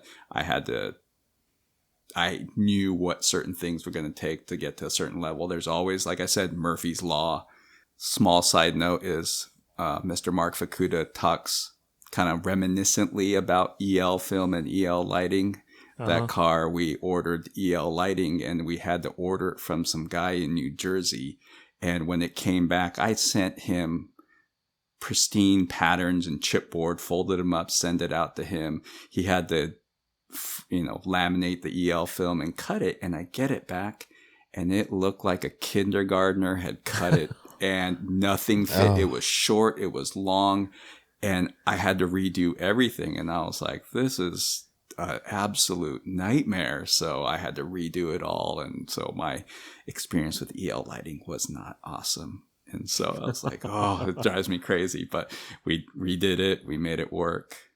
So I had a lot of things with lighting. But anyways, the RSX lighting or RSX finish was pretty chaotic. And that's why there were a lot of nights in the last year and a half where I was like, I need to make another move doing something else. You know, I didn't know if I was going to stick it out another year to do the Civic, but that in the beginning, you know, it went okay. But towards the end, it ran into the same problems with the imbalance of time on the build. And so I gave notice. I have a note here. I gave notice on my son's second birthday, December 27th. And it was pretty like jaw dropping. They couldn't believe that I was quitting. And I said they tried to change my mind. But just to give you a little bit of time span is I gave notice on 27th of December. My last day at Alpine was March 31st of 03. So it was a 3-month notice. Oh, wow. And, you know, I didn't want to leave Alpine in a bad position. That's when, you know, I guess they talked to Mike. I didn't have anything really to do with that, but I didn't want to leave them on bad terms. But one of the stories is that's pre-CES, right? Before the Civic's even done. I said, yep, this is my last car. This is my last year. And it's kind of sad because when I started Alpine, how the first 5-6 years it was family. All we did was everything was Alpine centric. And it was just, I couldn't believe what I had gotten into and the family and the support, the parties and just the camaraderie of everything. And I thought I was going to work there for the rest of my career. And then when some of those other things started to happen, I was like, oh no, I've put all my, you know, eggs into this basket, but what do I need to do? And so there were a lot of late nights of thinking, you know, what my next move would be, but left Alpine that March. And then I ended up working with Todd Matsubara at his shop for not quite a year, but that didn't work out either. And so that CES, Alpine didn't want me to say that I was leaving, and I kind of understood why, but it was just like it would have been a kind of a big news story while we're releasing the car and he's quitting. And so I completely agreed to that, and I didn't say anything, but it was kind of to my detriment because the year after I went to CES and people, you know, they were like, hey, you're not at Alpine anymore. I walked the show for a day and I got set 18 job offers in one day. And I was just like, wow, this is pretty crazy. But, you know, I've never been about the money or anything like that. So it was flattering to say the least. But I was going through a pretty big midlife crisis at 30 years old. And so that's when I was like, all right, what do I need to do? You know, I got to try to do a job on my own. So the funny thing was at the time, I started thinking that I wanted to create a training business. At the time, Brian was still at Innovative Audio up in Seattle, and I was trying to do it, but because of my life situation, it was really hard to concentrate. And I'm not a good person when everything's wide open, like just do something or make anything you want. If there's no parameters, I can't do anything. And so I was trying to, you know, create a training program or something, and I probably have notes somewhere, but I just couldn't get it off the ground. And there's a shop in Southern California from back in the day called Competition Soundworks. Jason Lee was the owner, and he's one of the guys that I met when that first shop that I worked at, Elite Systems, had the IASCA shows.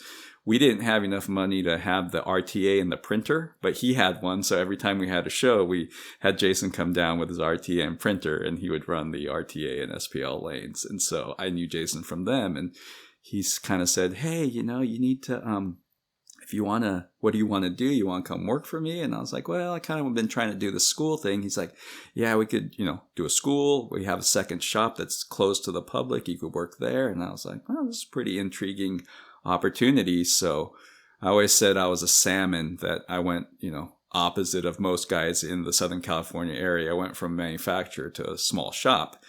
And Competition Soundworks actually had a history. We counted back. There were 18 guys that worked at the shop and got industry jobs. And so I was the one guy that went from the manufacturer to the small shop. And so the reason why, like I tell this story is at the time I was the Alpine guy, right? Or at least one of the Alpine guys. And being there and being, me, Steve, and whatever we learned from each other and taught ourselves, prodding from Mr. Mark Fukuda, a lot of definitely influence from his suggestions and his fast trainings that I got to sit in on. But again, information was very scarce, and we just figured out how to make things with each other and from just experience. And so it was very slow progress, in my opinion. But then, so I started working for Competition Soundworks, and Competition is a Rockford dealer and a JL dealer. And so that's when, now I get to meet and, go to Brian's trainings because we're a Rockford dealer, and, I sit in on those and you see crazy stuff that he was doing.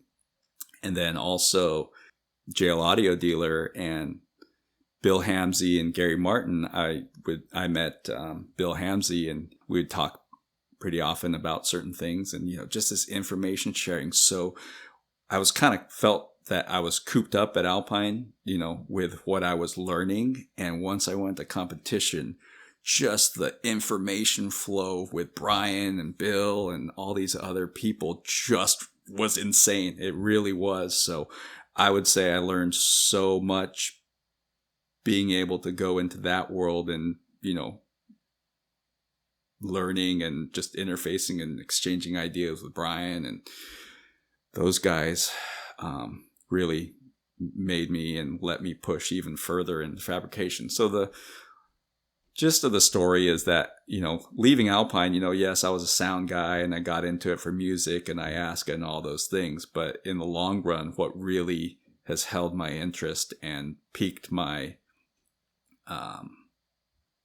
motivation is the fabrication side of things, and just continually trying to learn to fabricate and all these different techniques and processes. And the other guy that's super influential that I haven't mentioned yet is Scott Whitehead from Innovative Audio before, and then Benchmark Motoring now. I haven't talked to him in quite a long time, but when I was at Competition Soundworks, we had some back and forth. He sent me a package to put together and install in one of the customer's Porsches.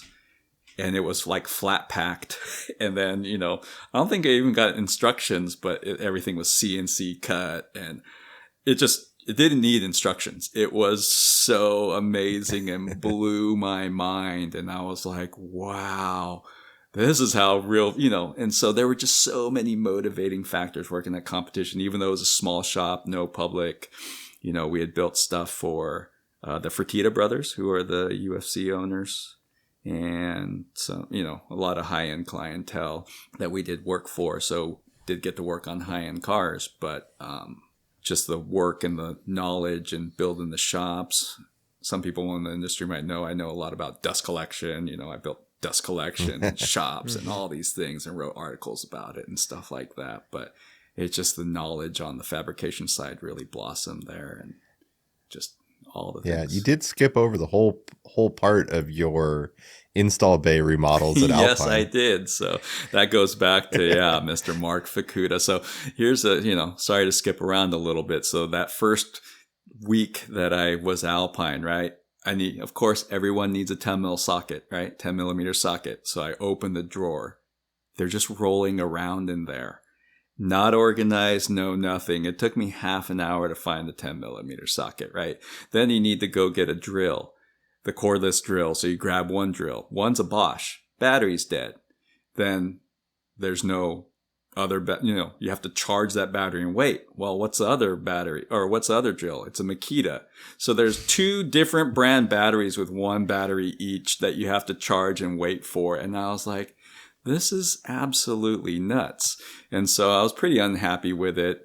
Did some smaller upgrades to the shop, bought things, organized things to a smaller level. But the time that I went to Mark Fukuda's shop and saw there's some images on his Instagram, but it's the way Mark does things, only the best. And when I got to visit, it blew my mind everything the guy does blows your mind, but I just was so absolutely impressed. So went back to Alpine, got the budget and got the time to rebuild the shop from what it was to at least a semblance of acceptable router tables, dust collection tables.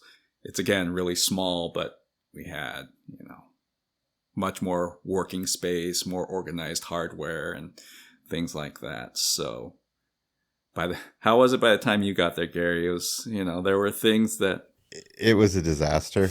No, it was well planned out. It was well thought out. It had just been used and abused for many gigantic builds, and it was showing its wear. And so we redid it at one point, and in the install base side, just literally ripped everything out except for, I think, like a couple of the row of cabinets down each wall.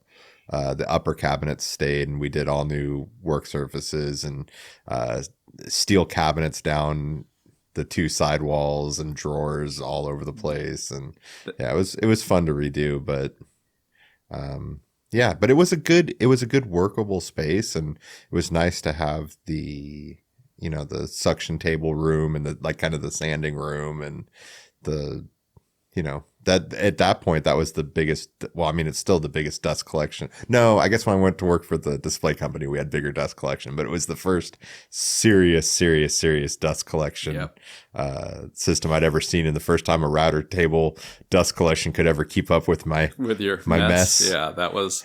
Yeah, I remember having that dust collection put in, and they cored a 14-inch hole through the concrete wall, which was pretty amazing at the time. But then when the guy's running the ducting into the panels, he's just using a sawzall with these, crazy looking, even round holes. And I was like, oh, that's awesome. But yeah, I'm a pretty picky guy to a certain extent, but I have a dose of reality when pickiness has to go away and the project has to get done. So that was pretty crazy. Was the paint booth there already? Yes. When you got there? I had the paint booth put in, again, pre-internet, trying to find how do you just look up paint booths? Who puts in paint booths? It was really, really difficult to... So we had this closet/room that doubled as a paint room, but we wanted a little bit more paintability, I guess. So... the old paint room was the one that the pin router was in, right? And you put the shop bot in there. So yeah, that used to be the paint room / smoking room. So there was a glass window that always had a piece of wood against it, so that if you were taking a smoke break, you could be inside there and turn it on. From what I understand, I never put dust collection on. So yeah, so the paint booth got put in, and so. What was the biggest gripe for you with the paint booth? Oh, people just coming in and ruining paint guns. That was the biggest one for us. Just leaving primer. Poly primer in the gun. That we threw away more guns. That was definitely the case. But one of the other things was that it wouldn't fit a car, right? And I specifically designed it so that we wouldn't be able to fit a car, so no one could think it's their weekend or after hours spot to bring their car in and touch it up. So I purposefully bought a paint booth that was too small to put a car in, because I didn't want that to even be an issue. So have you ever heard the story from when I was there and we got busted for the paint booth? No. We'll have to figure out how many years apart it was. So we twice a year would have an inspection of the paint booth. And the AQMD person, the dude would come by, coolest dude in the world, whatever, blah, blah, blah. Comes in one day, and he's got a trainee girl with him. I have heard this. Please tell it again. And we're going through, and you have to show them that you have high volume, low pressure guns, and you've got to go over your materials book and all of these things. And we're just chit chatting because the AQMD guy was like a car guy and always wanted to know what was going on, what we were building, all that kind of stuff. And the girl's like, I got it. And we're like, what do you mean you got it? She's like, you guys tried to trick me. And we're like, what are you talking about? And she's like, I don't remember what the number was, but it's like the booth is supposed to have 12 filters and it only has 9.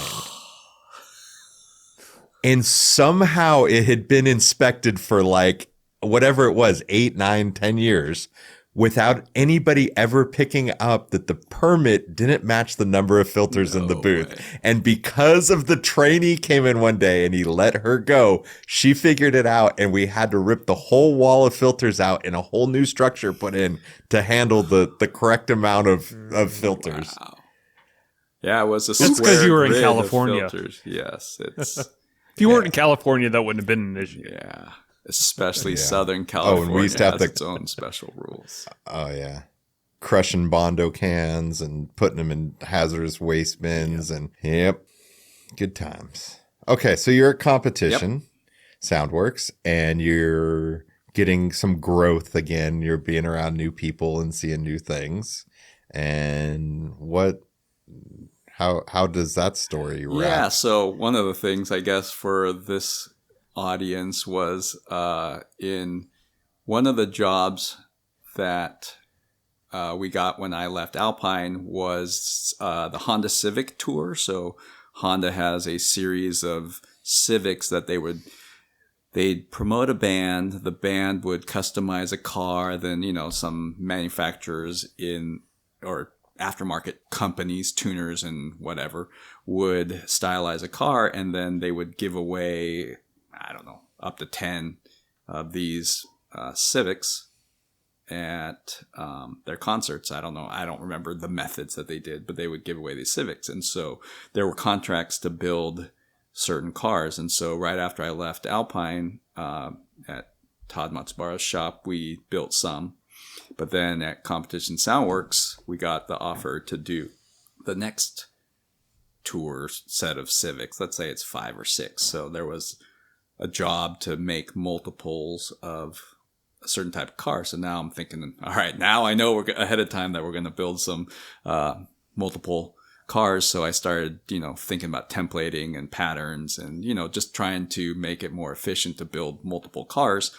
And so we did that. And then that was one of my first years, out from Alpine and working at Competition. And they had the 12-volt mobile electronics magazine installation voting. And so somehow, I'm on the top 12 list, let's say.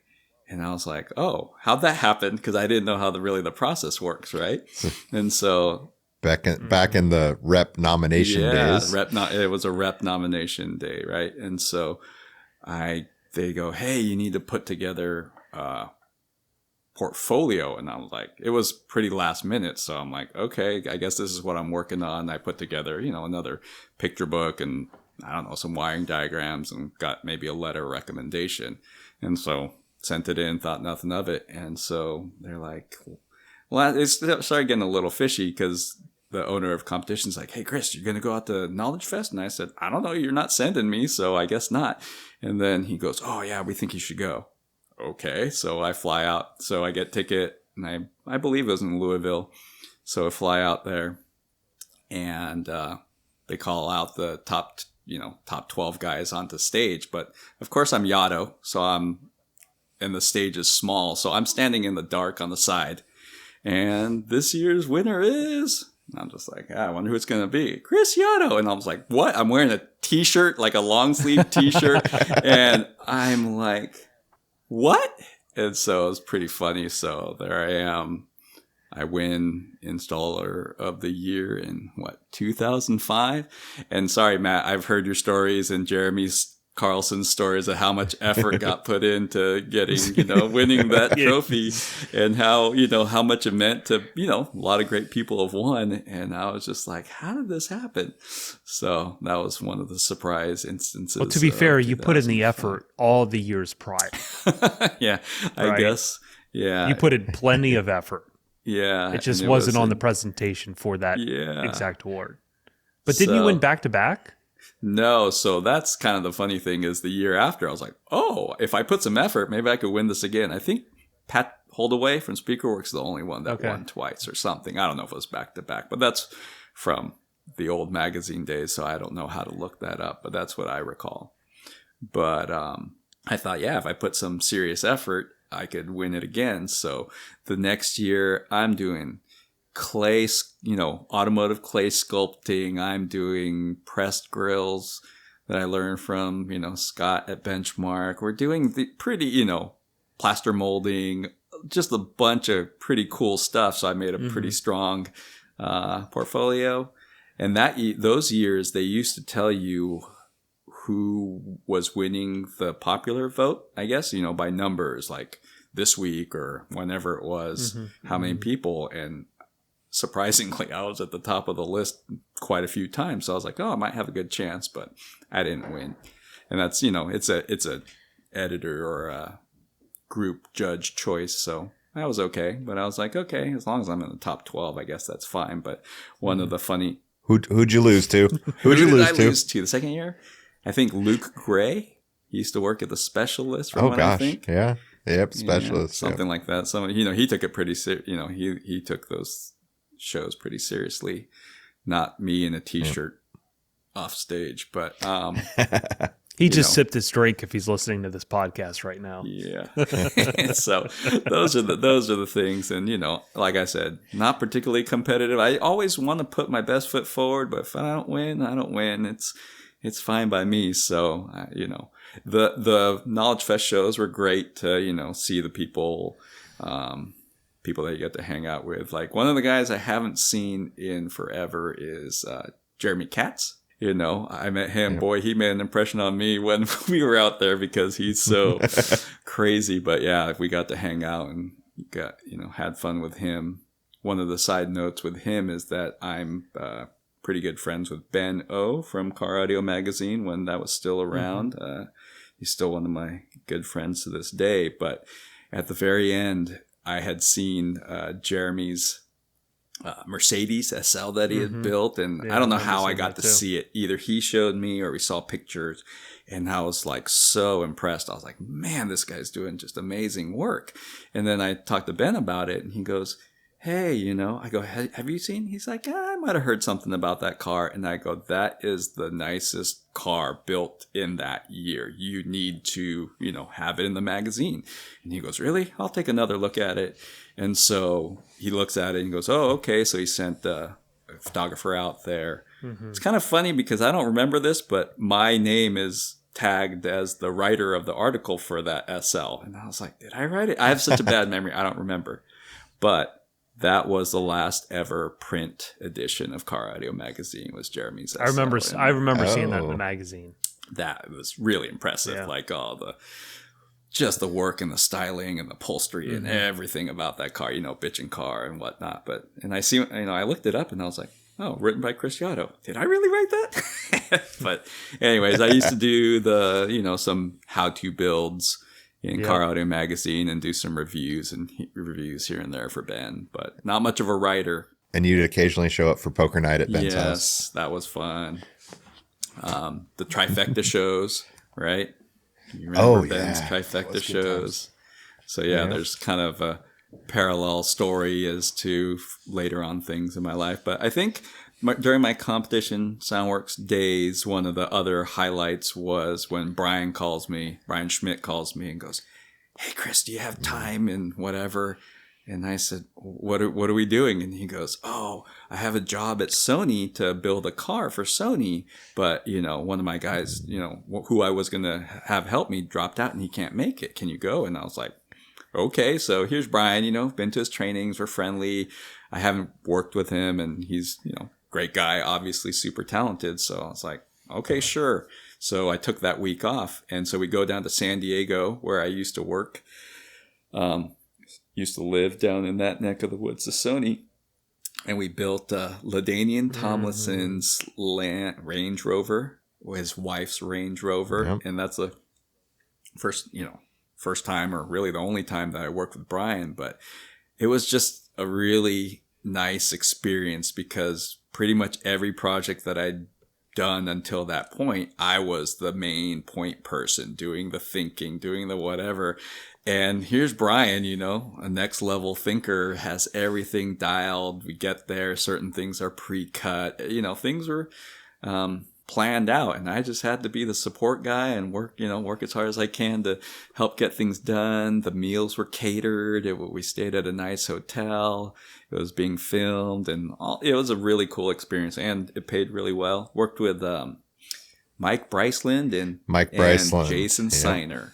And so, so got to meet and work with those guys, and, Brian was leading the crew, and it was a really good experience. So that was one of the highlights, and, getting to know Brian better, and started having the bond with Brian even more there. So that was really impressive.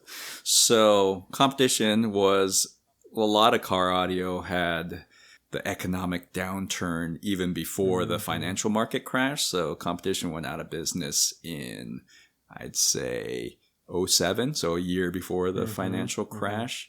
And so now I didn't have a job, and so I partnered up with a guy, and we were working out of the Vertical Doors building, and we created I was thinking when Matt was talking earlier about his Lambo doors, I'm like, Chris used to work out of vertical doors. So did you actually have like Vertical Doors branded vertical doors? Yeah. So wow. And I'll say this: so one of the struts busted when this was probably struts, two, or the shocks. Yeah, yeah. One of the struts broke, and the door fell, and it hit the side skirt, which was molded into the car. So it's not like it was easy to replace. It was perfectly molded into the car.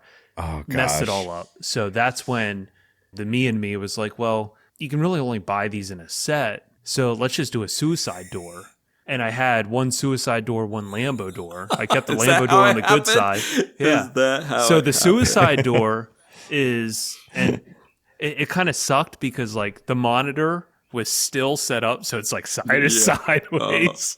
So it doesn't work, but it was still. But you can't see it as much that way. At that point, on the car show scene, you never saw somebody that had one door one way and one door the complete opposite way.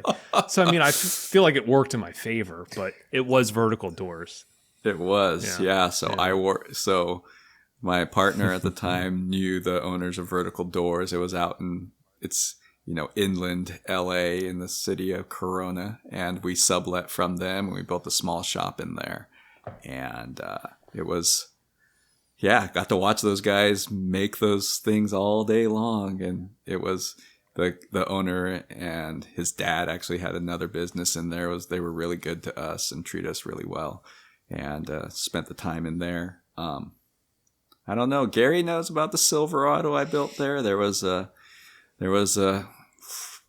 customer that we knew. I built a couple cars there. This is the era of fiberglass forums and 12-volt insider forums, and I'm not much of a Facebooky, social media type guy, but I was like, hey, maybe I should put some work on there. So put some build photos and photos of those builds in the forums, and that caught a decent amount of traction. But built a pretty crazy Silverado there with JL gear, and I can't even remember the rest of it, but yeah, JL and Dynadio gear, and it was pretty impressive. But the owner, is that the one where everything was in the bed and there was the acrylic that you could see into everything? Yeah, there was stair-stepped JL amps in the back of the bed, 413 W7s in the custom enclosure, double wall, birch ply, water jet, aluminum adapter plates, because the W7s, are so unique on how they mount. Ported through into the interior, 3 alternators, 4 Odyssey batteries. That's the only car, and it was a diesel. So it was the only car that I ever played at full volume at idle, and the voltage didn't budge. And you can barely see because it's so loud. It was so impressive. But the customer wasn't happy because it took too long. And that's so kind of the thing that I think of when I listen to your podcasts, and you in particular, Matt, is like the way that, you have your client base and you've cultivated this client base and you know how to talk to the people. I've never had any of that. And I had worked so hard on this Silverado. It looked great. It sounded great. And, working that hard and just be like, He actually didn't get paid for the last portion of the vehicle because he said it took too long. And that was just like, I'm That's done. crazy. And so because of that experience, I think was the last. There were other ones. So in Southern California, when, you have our reputation of being able to fix things with the rep firms and things like that, is like some other shop did a really poor job with this customer. And now they're really mad who can fix it. Chris Yato gets a call and I'm like, okay. Yeah, I mean, that's happened. That's when they find you. Yes. That's when they find you. When they got ball screwed players, over. all sorts of people that have, that have money, bought it somewhere else, weren't happy with it. And when you tell them it's going to cost X amount more, right? Fixing stuff is even worse. They get upset. And I'm like, I'm not that person that took your money and did a bad job. Someone else is. And that just kept happening over and over. And I couldn't cultivate what you cultivated. And I was just like, this just isn't where I'm putting too much effort into it for what it is. And so kind of the funny story is that I, start looking at the job sites and whatnot. And I'm like, what kind of job can I get with my experience? I don't have my degree because I dropped out of school. I have this weird car audio background, but it's not, that provable. And so I just put in something and I get a call one day and they're like, hey, we're looking for a guy like you, can you come in? And I was like, okay. It was a job to service Disneyland amusement park rides in Tomorrowland. And so what had happened was I'd never, all my other submissions or resumes never even got answered, right? And this one, like literally I put it at 11 at night and 9 o'clock the next morning, I'm getting a call. I'm like, wow, these people are interested. So I drive down and they interview me and they're like, oh yeah, we'll help you write your resume. We'll get you in. Cause it was a placement agency for this, for the job. And so I was like, okay. So they helped me write and they're like, okay, you're good at 12 volt, troubleshooting, blah, blah, blah. And then, I was writing some stuff and they go, well, what's your experience with computers? And I said, I'm okay with computers, but I'm not really a PC guy. Just don't like all the servicing and, maintenance that you got to do. I'm kind of a Mac guy. And they're like, oh, okay. And so they submit my resume or, whatever the thing is to Disney and they go, the last guy was really bad with computers and he claimed maybe he was decent. So we want to interview you in person. So there was like a little bit of a delay because of that concern. So what happens is literally the 2 days in between that, I was in touch with Mike Vu and he was like, hey, I'm having lunch with Troy Sumitomo from 5 Axis. You want to come along? And I was like, no, it's okay. Just tell him I said hi and, well, whatever. And he goes, no, you should really come along. So I I went and tagged along and went to lunch with him. And right in between the 2 supposed interviews at Disney, Troy hired me on the spot to work at 5 Axis, and that was my parlay into the concept car world. And so, Troy sits there and he goes, yeah, I had met Troy again through my friend Ben O and the Trifecta shows. So what happened was Troy met me, let's say when I was still at Competition Soundworks, and he had some jobs for Scion that he couldn't take the load on because he was too busy. And he goes, hey, Chris, I know you could do this stuff. Are you interested? But it was exterior body work. And I was like, I'd love to, Troy, but I would destroy our shop trying to do all this body work because we're not set up to do that much painting and priming and all that stuff. And I go, hey, you should talk to Mike Vu because Mike had just left and Gary had just started, but he had a brand new paint booth. And I was like, you should talk to Mike. So Mike ended up doing the Scion jobs for Troy, and they became pretty close friends. So come around full circle, Mike's friends with Troy, I'm on the outs, but I get this lunch opportunity with Troy, and Troy's like, what have you been up to? And I'm like, looking for a job. And I go, I might work at Disney if they hire me. And he goes, no, come work for me. And then he goes, let me talk to my manager. And he goes, never mind. I'm the boss. I'll hire you on the spot. I was in shock, and I was like, when do I start? And he's just like, next Monday. Yeah.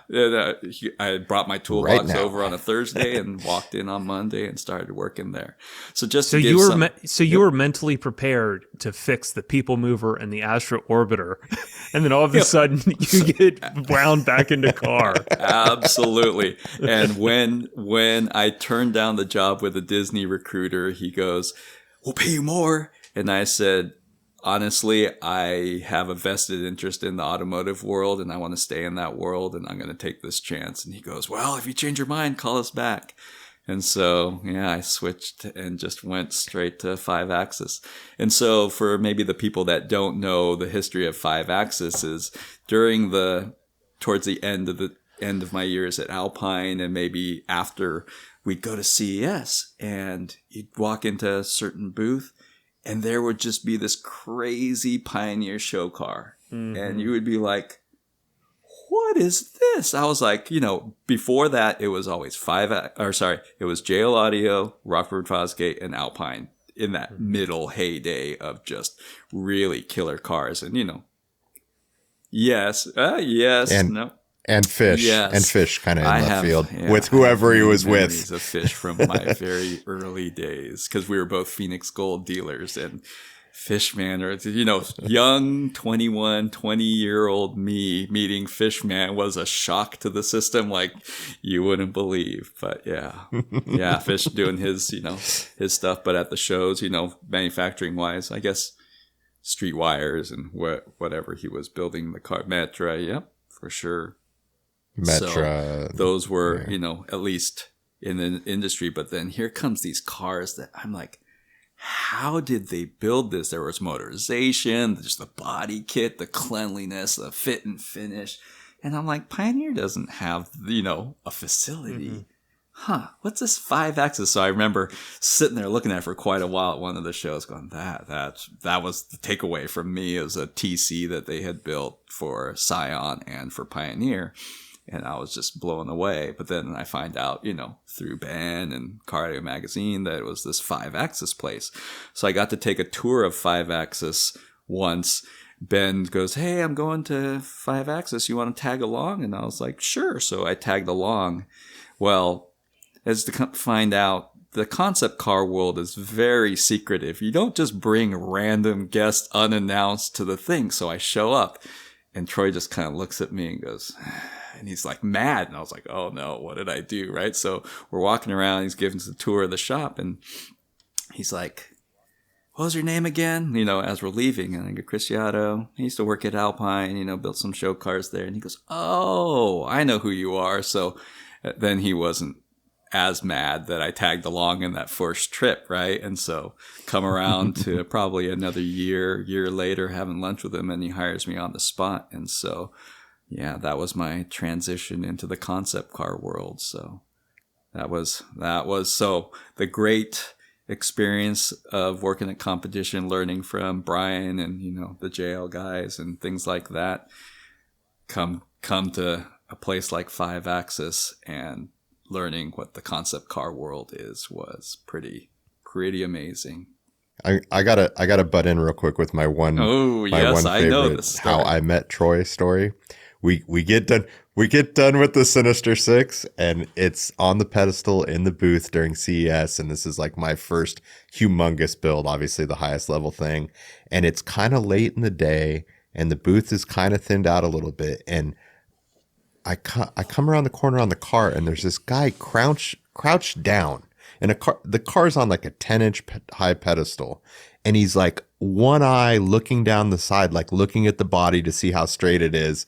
And I just jokingly like made some comment about like, it's not too bad for some car audio guys. And he stands up and it's Troy, and he introduces himself. And that's the first time I met Troy. And it was because he was checking out to see how we did on the body work. Oh. Imprint. So, it was the Sinister Six. No, not the RLS. It was the Sinister Six. But yep. Yeah. So Troy got involved through Ben judging these trifecta shows, and that's where, so me, Mike Vu, Gary, Troy, and some other people got, kind of got to know each other with some of these shows. And so where does the Scion XB DJ booth build fall? So that was before. Is that before or after? Before? So there was an orange one that was before my time. So it was already built and done. So there was the crew of people. Like there's this, whole crew, design and builders that work in that world that build all sorts of stuff with some of the other companies that build those kind of things. And 5-Axis was one of them. Mm-hmm. So. Yeah, that's the one that was on Rides, right? So the Rides episode was really funny to me because that the one with the roof cut off? Try to make, re-edit, like, I don't know about this movie or TV magic type stuff that I don't know if you guys have experienced, but I watch it and I'm like, well, that car was done 2 months before, it was a SEMA car, and then Alpine car is a CES car. I'm like, they're a month and a half apart, but they're trying to make it like they're, going there, battle against each other. So in battle against each other, that was before. So it made I was for good watching TV, those though. shows, thinking, "Ooh, it'd be neat to work at 5-Axis," right? So I hadn't worked there yet, so watching that stuff on TV, the Rides show, and Overhaul and all those shows, watching them and thinking what it would be like.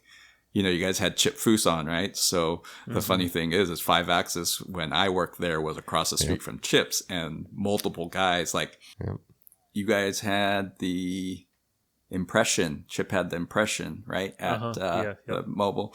So a good friend of mine that I worked at 5-Axis with, Andrew Pedersen, he worked on that with Charlie Hutton. So the interior body work and all that kind of stuff. So Andrew was a big part of that build. And so I sent him a picture and he's like, oh, that thing still is out there. So it looked good for being whatever it is, 21, 22 years old. I saw it when it was insane probably how well 2 that years thing held after up. winning the Riddler Award at Chip's shop, and you look at it and it just speaks of the foundational work that they do and Charlie does and what Chip does. And, they take their time doing it right. And if you knew the guys that there's, a couple other guys, Carl and Andy, that worked on that car, these old school Swedish masters that do like the chrome work. If you knew how many times those window trims got copper plated, it's like they use copper plating as primer. So it goes for copper. Yes.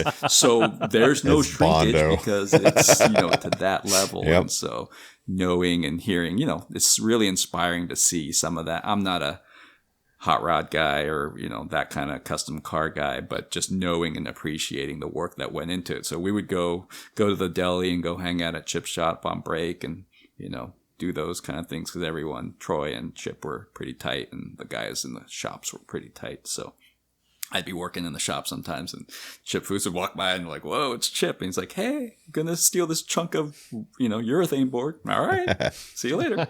So yeah, it was pretty cool being in that, that whole world. Like a lot of overhauling happened in that alleyway. So when you watch it on TV, it's right there. It's next door in the little cul-de-sac that was next to where 5-Axis was. So that was a really crazy experience. Again, burning the candle at both ends, working at 5-Axis because it's the same type of world. Different deadlines and different shows. It's no longer CES. Well, it was CES also, but working there was pretty amazing with all the crew there. So, like, you've seen my first year there, all of a sudden here's the Alpine guy working at 5-Axis and doing the regular Toyota stuff, right? But then CES comes around and then Ted Cardenas and whoever comes from Pioneer. Building the Pioneer car. Hey, we're building the Pioneer car for CES. And I was like, okay, who's going to do it? You are. Okay. So the first year, you know, that one of the things that was great there was building a trunk or building an interior to match how awesome looking the exteriors of the 5-axis Scions and, you know, Lexuses were and whatnot. So when those opportunities rose, here I am again. I need to really step up. Yeah, just being able to work and design. Now you're working with real designers, right? And so car designers are coming by. You know, Troy had designers in-house, and so I was like, wow, now I'm really tested. So there's a lot of things building the cars at Alpine that, you know, again, in the bubble that I worked in at Alpine, you didn't get to share, or there wasn't that much knowledge to be shared unless you really went and got it. But now I'm in this other environment and just seeing how so many things were clicking. And so I designed a trunk for the ISF. It was a black Lexus ISF coupe that Brian had on his Mobile Solutions cover, which I was really flattered when he wanted to do that. But that car, we took it to CES, Yeah, and awesome. you know, the car's already been out, but in the Pioneer booth, it looked really amazing, and it got a lot of kudos and whatnot. But I'm sure just as much for the body as the audio. But there were just some cool opportunities, even at 5-axis, afterwards related to audio. So I took those opportunities. You know, then Instagram started coming around, and I could post things after they were done there. But it was a good experience. At some point in there, we've got to be to about the time where you got what I think is one of the biggest honors of your career. You, I believe, are the only one who has hosted a training at Brian's shop without Brian there. That was in, I would say, 08. I think it was during the time I was in Corona, right before 5-axis. Because once I was at 5-axis, I wouldn't have had time to get away, I don't think. Right before 5-axis. It was just an opportune time. Where was he at? Yep. I thought he was in Canada, but I heard he was in Australia, so... I think he was someplace pretty far, yeah, right? somewhere. So I get South the call Africa from or Brian Australia saying or... he's double booked. And I was like, Yep. what? And he's like, yeah, Brian's double booked. I think Todd Ramsey was also the intermediary to help try to get me over there. And he's like, yeah, he's double booked and he needs someone to fill in for Monday, Tuesday before he gets back. And I was like, what? Okay, what am I going to train on? And they're like, it was for, for table saw training and stuff. And I was like, okay, I could do that. And so, yeah, we drove out there, and it was, the classes were smaller there. There were, let's say, 6 or 7 people in that class. And, I'd done some trainings. That's one of the other things that I hear when I listen to your podcast is people like Brian and Mark Lowe and people that have done these global tours of trainings and just been all over the world. And when I was at Alpine, we had trainers, and the last thing I wanted to do is build for CES and then not see my family and then be gone the rest of the year to not see my family. So anytime there was like a training position or, national training or international training, I was like, nope, that's not me and that's not part of it. But, they've lived the experiences that they did. But at the time I was like, that's just not me and I can't do it. So I hear about it, but I'm not the polished trainer that Brian is.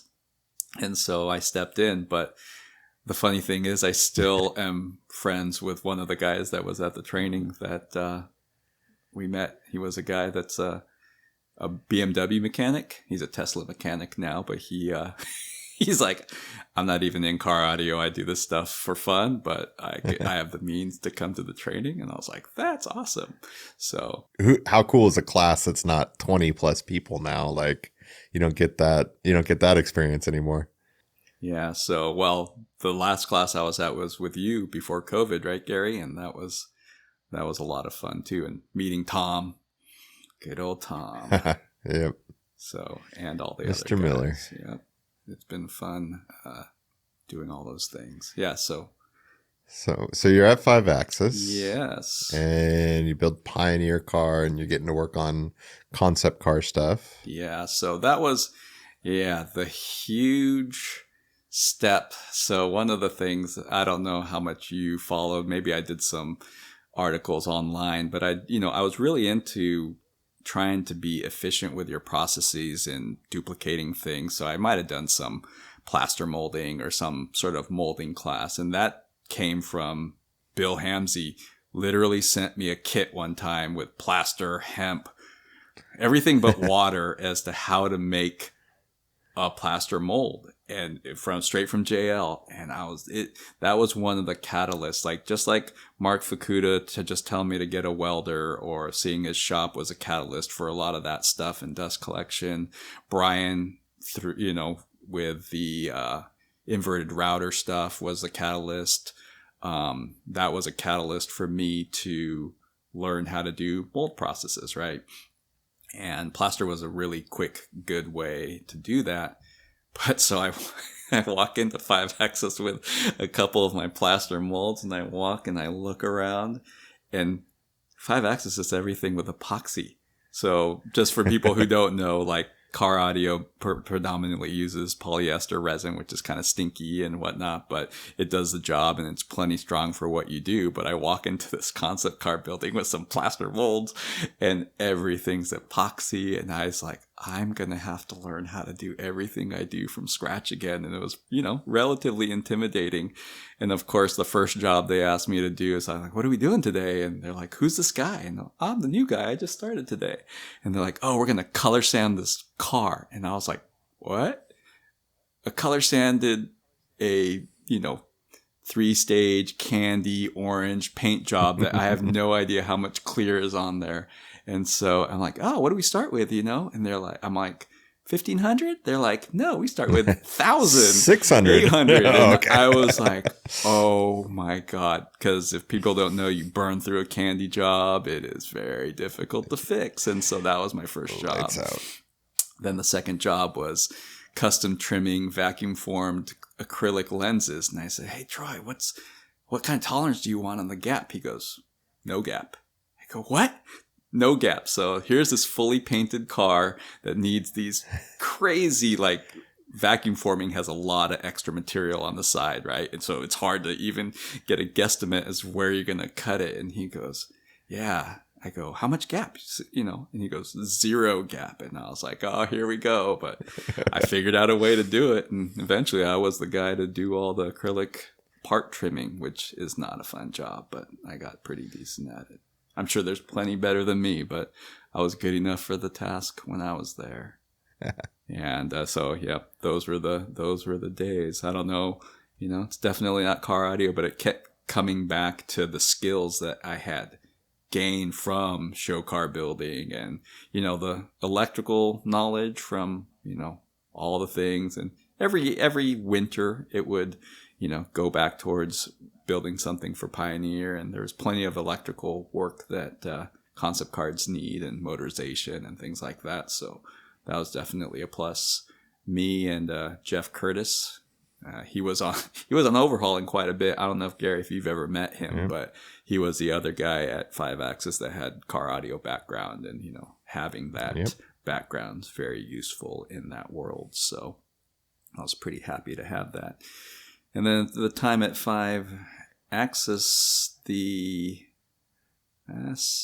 my second year in, the composite guy left for another job, and then we were left kind of trying to figure it out on our own. And there was some, multiple opinions on how we needed to make bodies of cars and whatnot.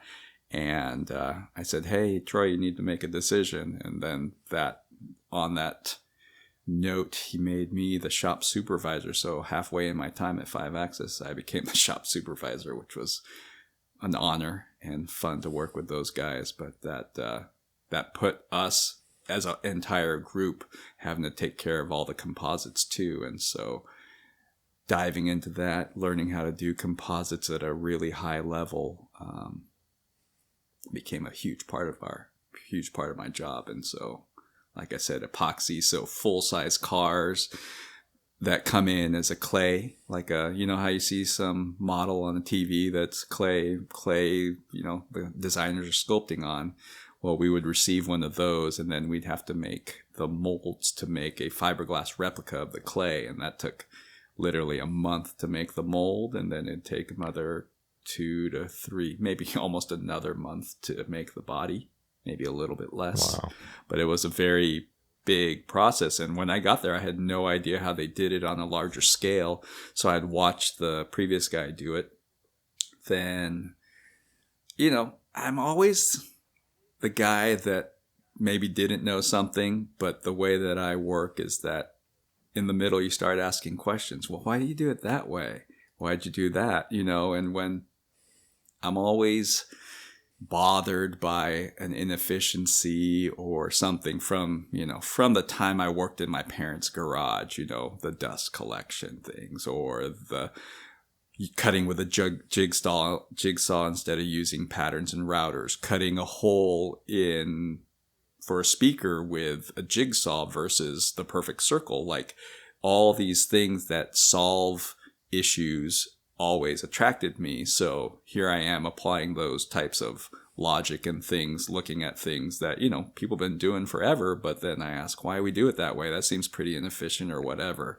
And then just changing it and bringing my weird way of combining all these other knowledges and things together, and then, you know, making hopefully a pretty good improvement or impact on how the shop operates. So brought in dust collection, the 5-axis, brought in, you know, worked with the guys to make some pretty neat improvements in the way the bodies were shaped. One of the things in the concept car world is if your fiberglass distorts, shrinks, whatever, you're going back to paint it because the customer's not going to be happy, right? And so the paint is a big part of it, but below the paint is substructure, which is the composites. And so we got it to the point, none of the vehicles that I know of that we made ever had to come back for a paint job, for a repaint. There's always small flaws, scratches, things like that, but I'm talking wholesale entire door panels where the mixture wasn't done right. It wasn't post-cured properly. It was, and I mean, it's very bad and very noticeable when stuff like that happens, and it costs the company a fortune. And so I made it a prerogative to make sure, you know, that didn't happen to our company, because it's very expensive and very time consuming. So those are the things that I used to spend a lot of time doing, fit and finish and interiors and all that fun. More Kent double-sided tape, gapping, craziness. And so, yeah, at the time, you know, let's say we built an Aston Martin for Pioneer, and we also built a Lexus CT hybrid car that had some pretty unique stuff in it. So I stayed with the car audio side, you know, kept my blood in car audio until probably about 2014. And then that's when I got my job at Honda. So, and did you get the job at Honda while you were still at 5-axis, or had 5-axis kind of closed up at that point? Nope, I got the job at Honda. So I worked at 5-axis for 5 years, from the day having, you know, lunch with Troy and Mike Vu to... let's see, so it was 2014. But the funny thing is right before the Disney interview, right? So what had happened, I guess I did skip over that, is that, so Melanie Morimoto is one of the girls. So it's a family that worked with Alpine from before my time. So the Morimoto family, Warren Morimoto was the dad. He did the upholstery in that area for Honda, Toyota, Alpine, and things like that. So pretty much my first month at Alpine, we took a trip down to go visit them. And so it's a family business. So Warren and his 2 daughters ran the business. So Melanie was a girl that was sewing kind of in this nook in the back. And then Stacy was the sister that did, you know, kind of dealt with the business side. And the father, Warren, did a lot of the work too. Really intimidating guy in a sense, you know, not a big guy, but, you know, tells you exactly what he thinks, get out of your shop, you know, blah, blah, blah kind of guy. So I was like, whoa, but, you know, they did the work for Alpine, and they did the upholstery for every show car that we did. M3, RSX, Excursion, the full seats and everything. So I knew them for quite a while. And so when Melanie heard that Competition Soundworks went out of business, she knew, but I had just started the small business in the vertical doors. And so at Vertical Doors, I asked her to wrap a headliner for me. So she dropped it off at the shop and she goes, "Hey, how's it going?" I go, "What's going on with you?" And she goes, "Oh, I'm starting at Honda." And I said, "Oh, that's great. Good for you." And she goes, "How is it?" She goes, "I thought I wouldn't like it, but I love it." And I said, "That's awesome." I go, "Hey, if you ever need somebody to help you, put a word in for me." She goes, "Oh, they would love you, but I thought, you're doing this new shop. I didn't want to bug you." And I said, "No," I said, "if you can get me out of this world, maybe it would be great to do something like at Honda." So I guess she got me an interview. That was in October of '08. Interviewed. Things went well. They're, asking me questions. So I'm showing them pictures of the Alpine show cars and they're looking at it and they're like, "How'd you build this?" And I said, "By hand." And they, "Who did your data?" Like, the concept car world is very 3D computer drawing. And I said, "No, that's made with chipboard and grill cloth and, wet layup and everything." And it blew their minds. So they were pretty impressed. And so I feel like they were ready, to give me a second interview and maybe get me in. And then the economy crashed, right? So when the recession happened, Honda had a hiring freeze. And so my second interview at Honda got canceled.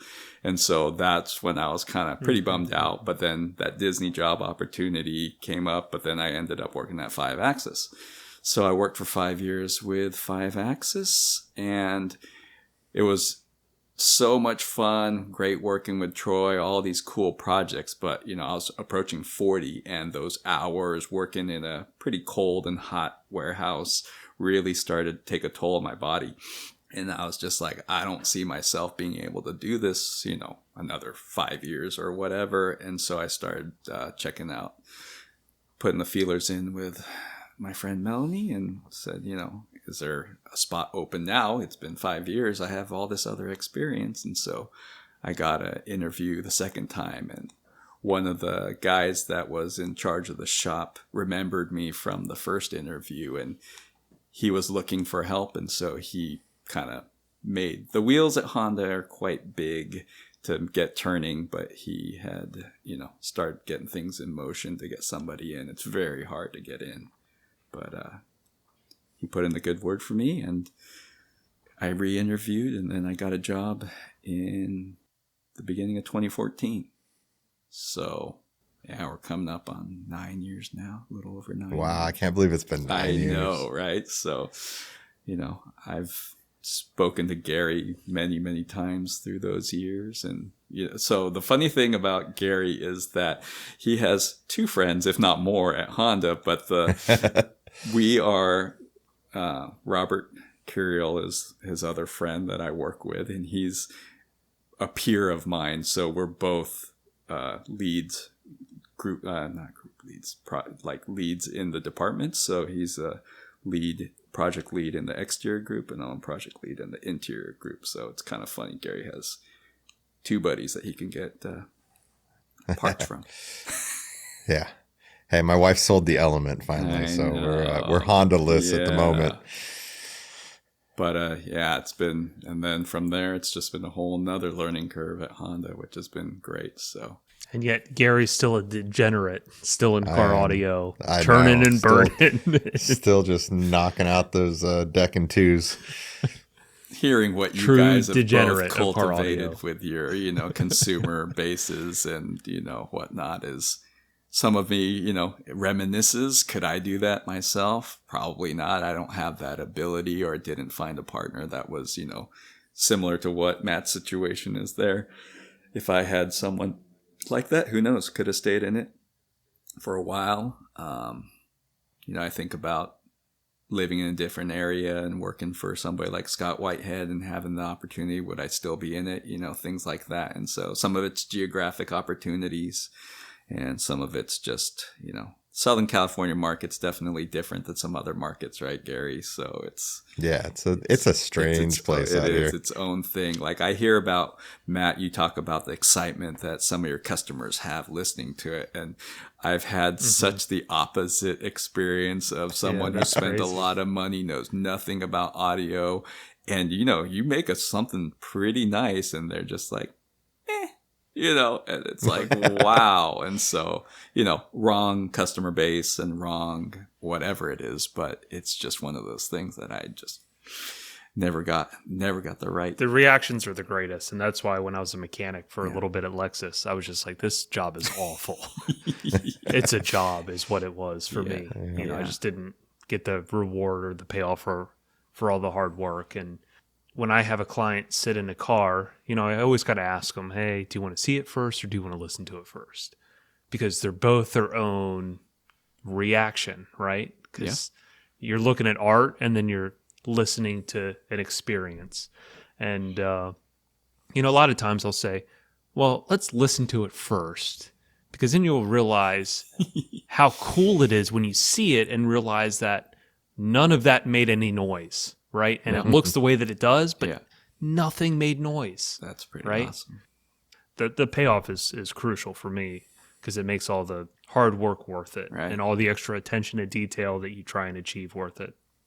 So, Chris, what was your favorite car audio project? Like start to finish, what are you the most proud of? I was going to ask the same question. So that would have to be the M3. That was such a unique opportunity. That was a 100% 50-50 build. Every choice was run by each other. Steve had just, I want to know if he just had come down, but he was there full time, right? Working with, and it was just a 50-50 build. The respect was there, both sides, to every decision was made, with each other, how we chose, how the system was built, and how it was regarded in the industry at the time was pretty flattering and impressive for the effort. It comes along with some crazy expensive equipment that Alpine had put out. One of the things I also flash back to is like, the budgets you must have. The M3 budget was $35,000, including landed cost of the product, which was, quite a bit of that budget. And then doesn't cover the Rockford bill at the machine shop. Correct. And Melanie and her family's bill for the upholstery. So that took out almost half of it. Not the man hours, but you're thinking of all the other things that you have to do within that budget. And it's, we didn't have to because our time's covered, right? But yeah, it's small budget things that you don't get to send out and do some crazy machining and all this other stuff. Though I didn't know what those options even were, everything's built in. It wasn't available to you at that point. It just wasn't there. And I don't know if it got any better or bigger, but, we built that notoriety like that. What one of my, memories is at a Hot Import Nights. We had, we'd built the M3, then we built the RSX. And I was so proud of the M3 just for the build, every aspect of that thing you could take apart and be proud of. And you step back and you couldn't see the RSX at Hot Import Nights because it was completely surrounded by people and the M3 is just kind of off on its own. And I was like, no, look at that car. That car is the really nice car, but that's when I realized the power of, catering to that world and where things were going and, what's getting the eyeballs and the attention and, step away from it as the judge of what's cool and build towards what the market is, what you think, our guesstimation of what the market would do, They made Hot Wheels of the RSX and the Civic, I mean, again, I don't know how much is, if we didn't build anything cool, Alpine can't make Hot Wheels, make a Civic, airbrush Civic Hot Wheel or whatever it was. But that's that synergy that we created by going that route that really paid off. But Yeah, the M3 Now, would you say was- it would be that car because you had adequate time that you felt like to put into it to where you could achieve to how you wanted to achieve it versus for sure. feeling like you have to at least give up some time on other projects because you just don't have it? Because it's physically not possible. But that where I told you that the initial build was supposed to be the 4-month build, and then something happened where we were And it able was to 8 get months, the extra. It was just like perfect. Yeah. And so that, things align for that. Usually it's the other way around when you're trying to build something and they're like, hey, that amplifier that we were going to get to you before Christmas is now going to come on New Year's Day. And you're like, no. And that year CES is on January 3rd and you have to transport and you have to get it in before the building goes, the walls go up and you're like, no. So the M3 definitely worked in our favor, and the sound of it at the time, was just phenomenal. That up front 10-inch sub, and having good woofers. We didn't use Alpine speakers at the time. The brands that we used became the providers of Alpine speakers, from what I understand. But it's one of the stories. I don't know if what you guys know or think about the Type R subs, but before that Excursion was the first one. But I remember being in a little training room above the installation bay, and we were having a marketing meeting, and it was our suggestion to use Type R and Type S type speakers, and I was like, oh, Honda's just going to sue us, right? Because you can't say Type R, but just like we couldn't call F1 really F1, we had to call it Alpine F #1 status, right? And so that Type R, I still remember being in that stuffy little room upstairs, coming up with Type R, and then seeing that it still, exists to this day, knowing exactly where it was born. And wow. yeah, so that's pretty impressive. We had a speaker engineer, Jason Kemmerer, at the time. He's no longer with Alpine, but he was very instrumental to the development of Type R speakers, and it carries on. It did change the trajectory. That really changed. Yeah. It really changed Alpine. I mean, to this day, those woofers there's so much value in those woofers. It's silly. Yeah. One of the other thoughts that I had based on, going to Gary's shop. So Gary and I are neighbors. We live in the same city, probably 2 miles apart from each other, but we don't really run into each other. I'm pretty much never home, but I get to go run over to Gary's shop when, I have some time, and it's always awesome, and listening to what Gary's built. But, I always joke, are there really still stereo confident, Iasca shows, because after it went away, and I was like, I always joke with my other buddy, Calvin Thomas. I'm like, you still have Iasca shows? And so he's just like, yeah, and I was like, wow. And so it's kind of funny how far away I am from that, world, and how instrumental in my career of going down this road that Iasca rulebook was, right? Like, man, there's so many little catalysts along the way, but taking time like this to reflect back on it and thinking of what they were, right? Like, I didn't get to listen to the podcast in the beginning, but when you had Mark Fukuda's on, I said, I got to listen. I mean, that guy's my hero. And I was kind of waiting for it. Yeah. But then, the tapestry that you guys are weaving with all the different people and how people blend in together, It's really cool seeing people's stories overlap and hearing what somebody else was doing when somebody else was doing something, and then somebody else is looking at this person's car and that person is actually looking at their car, and it's just like there's so much synergy going on, and this podcast really fills in those holes of how everything happened. Yeah, that it really does, and I think it's riveting. So it's for us, right, in that world, and whoever's interested in how certain things played out. I'm looking forward to the ones you guys got coming out in the near future too. I'm all listened out. I've listened to Tom's twice, Mark's twice, Mark Lowe's twice. It's awesome. So other than anything Fukuda ever built, what did you ever see in your career from a fabrication standpoint, and you were just like, that's incredible? I think the year at the time, let's say, compared to what I was capable of. I think Brian's Xterra was phenomenal. And so, Fukuda's stuff and all the the era stuff, I've never got to see that stuff in person. I don't think I even seen the Blastro van in person. There was the moment of awe. There's a light blue Mercedes that Mark Fukuda built that was really inspiring, really low key, but just, it's so awesome.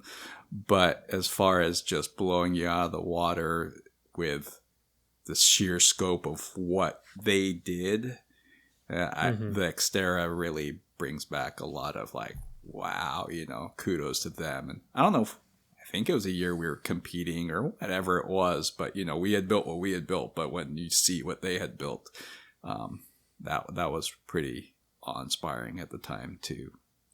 There's things, later on that's maybe less car audio related, being really impressed by the things that 5-Axis built, and then being there to work on them and service them and then help build even crazier things was really interesting. But yeah, car audio related, I think the Xterra really stood out. There were some things, I guess Brian and Scott were there at Innovative, but I never really got to see them in person that I wish I would have.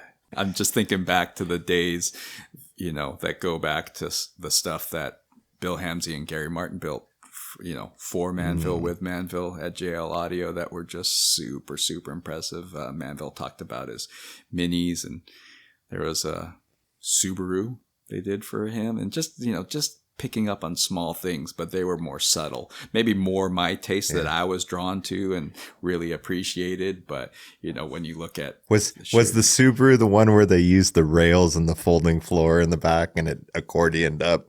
I think so. I think that was the one on the floor. You're just there and you're just blown away by the creativity and the build quality. And again, when those people that blew me away were able to share their knowledge with me, not as a competitor, as a dealer or whatever you want to be, as a friend, it meant a lot to me.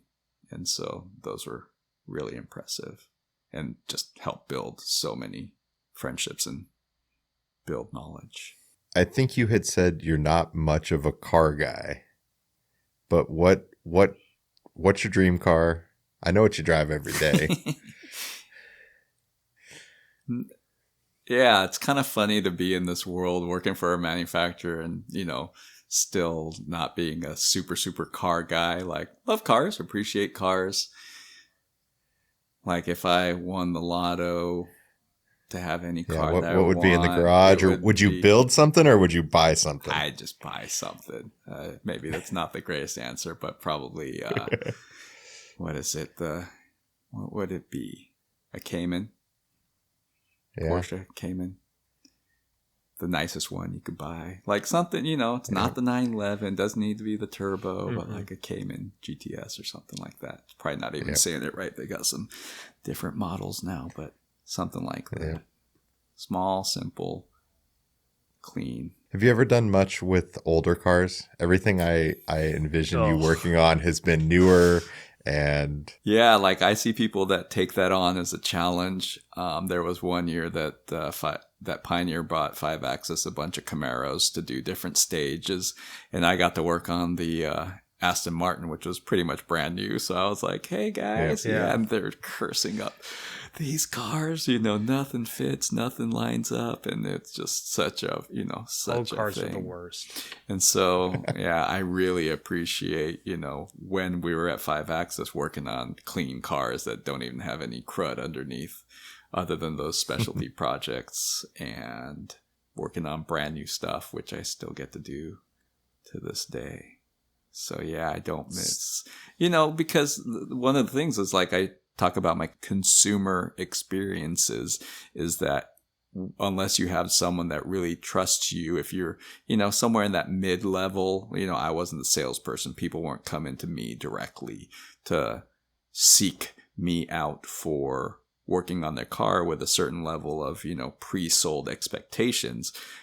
Everything that's a problem became your fault. And I just never wanted to be in that boat. There was no trust with the customers that I dealt with that, that was already there or whatever. And, there's always that well, you only spent, these are billionaires that spend $15,000, and however their pre-expectation is that you did well over $15,000 worth of work, and they're still like not happy.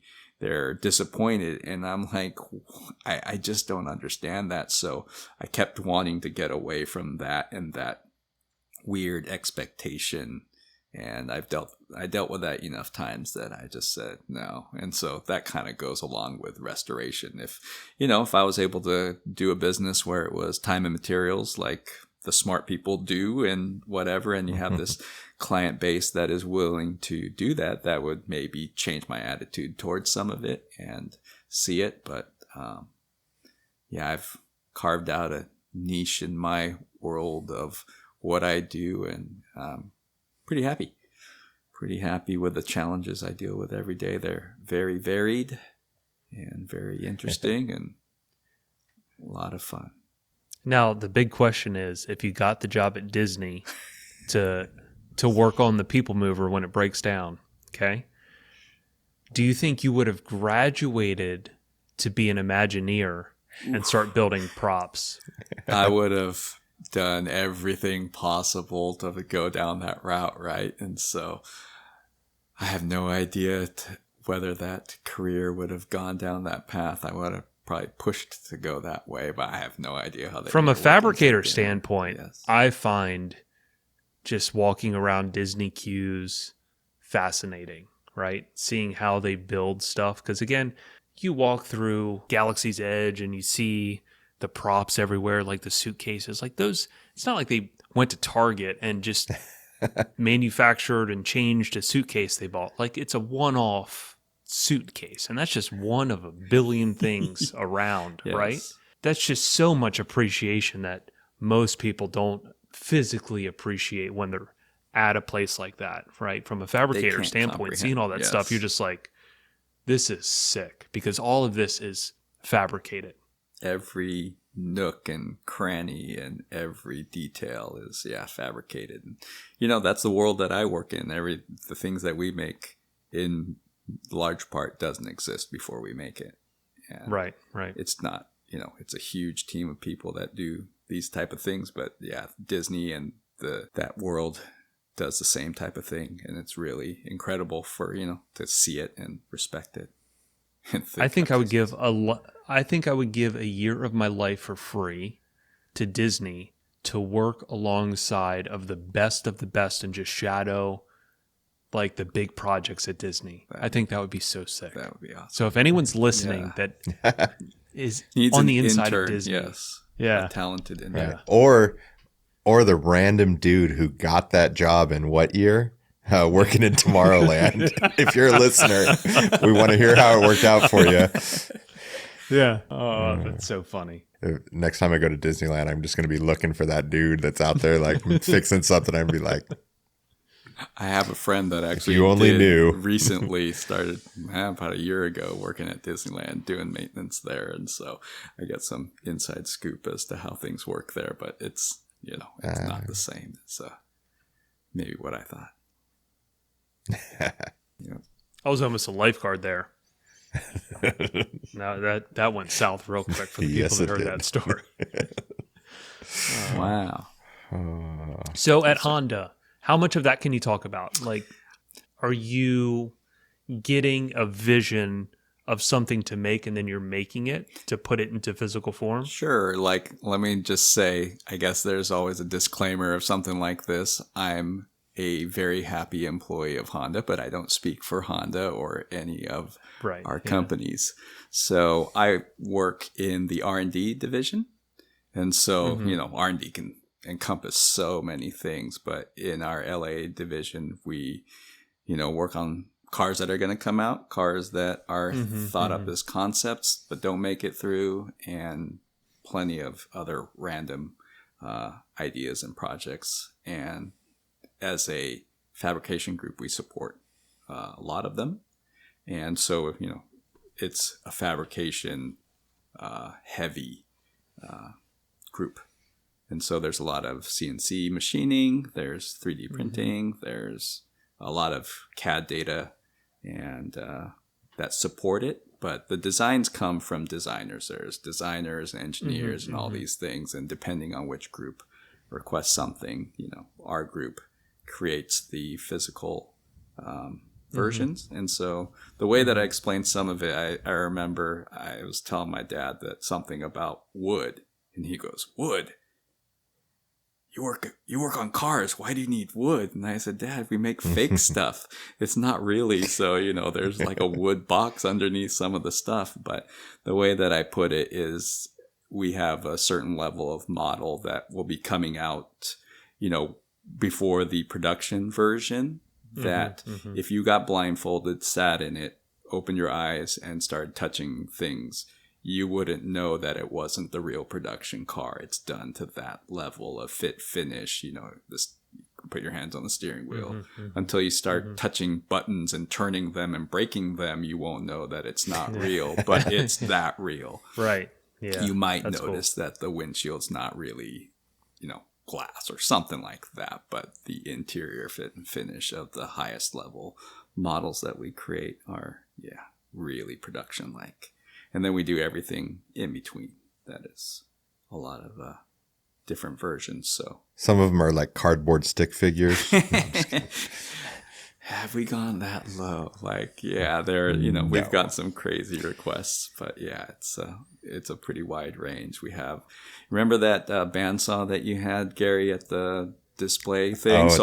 Company? So I got to visit Gary when he worked at the display company after Alpine, and he had this bandsaw that, who knows, it has a 14-inch throat or something vertically, which is the biggest. Yeah. So I said, what is that, Gary? And I still have a picture of Gary standing next to this sliding bandsaw. Table, huge sliding table on it, and like a foot brake with like compound lever action to try to slow it down. It's pretty crazy. I walked into Honda my first day. We have that bandsaw.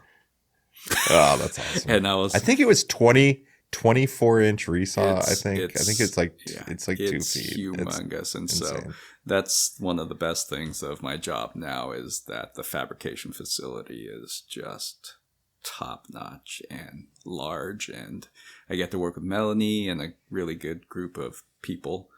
And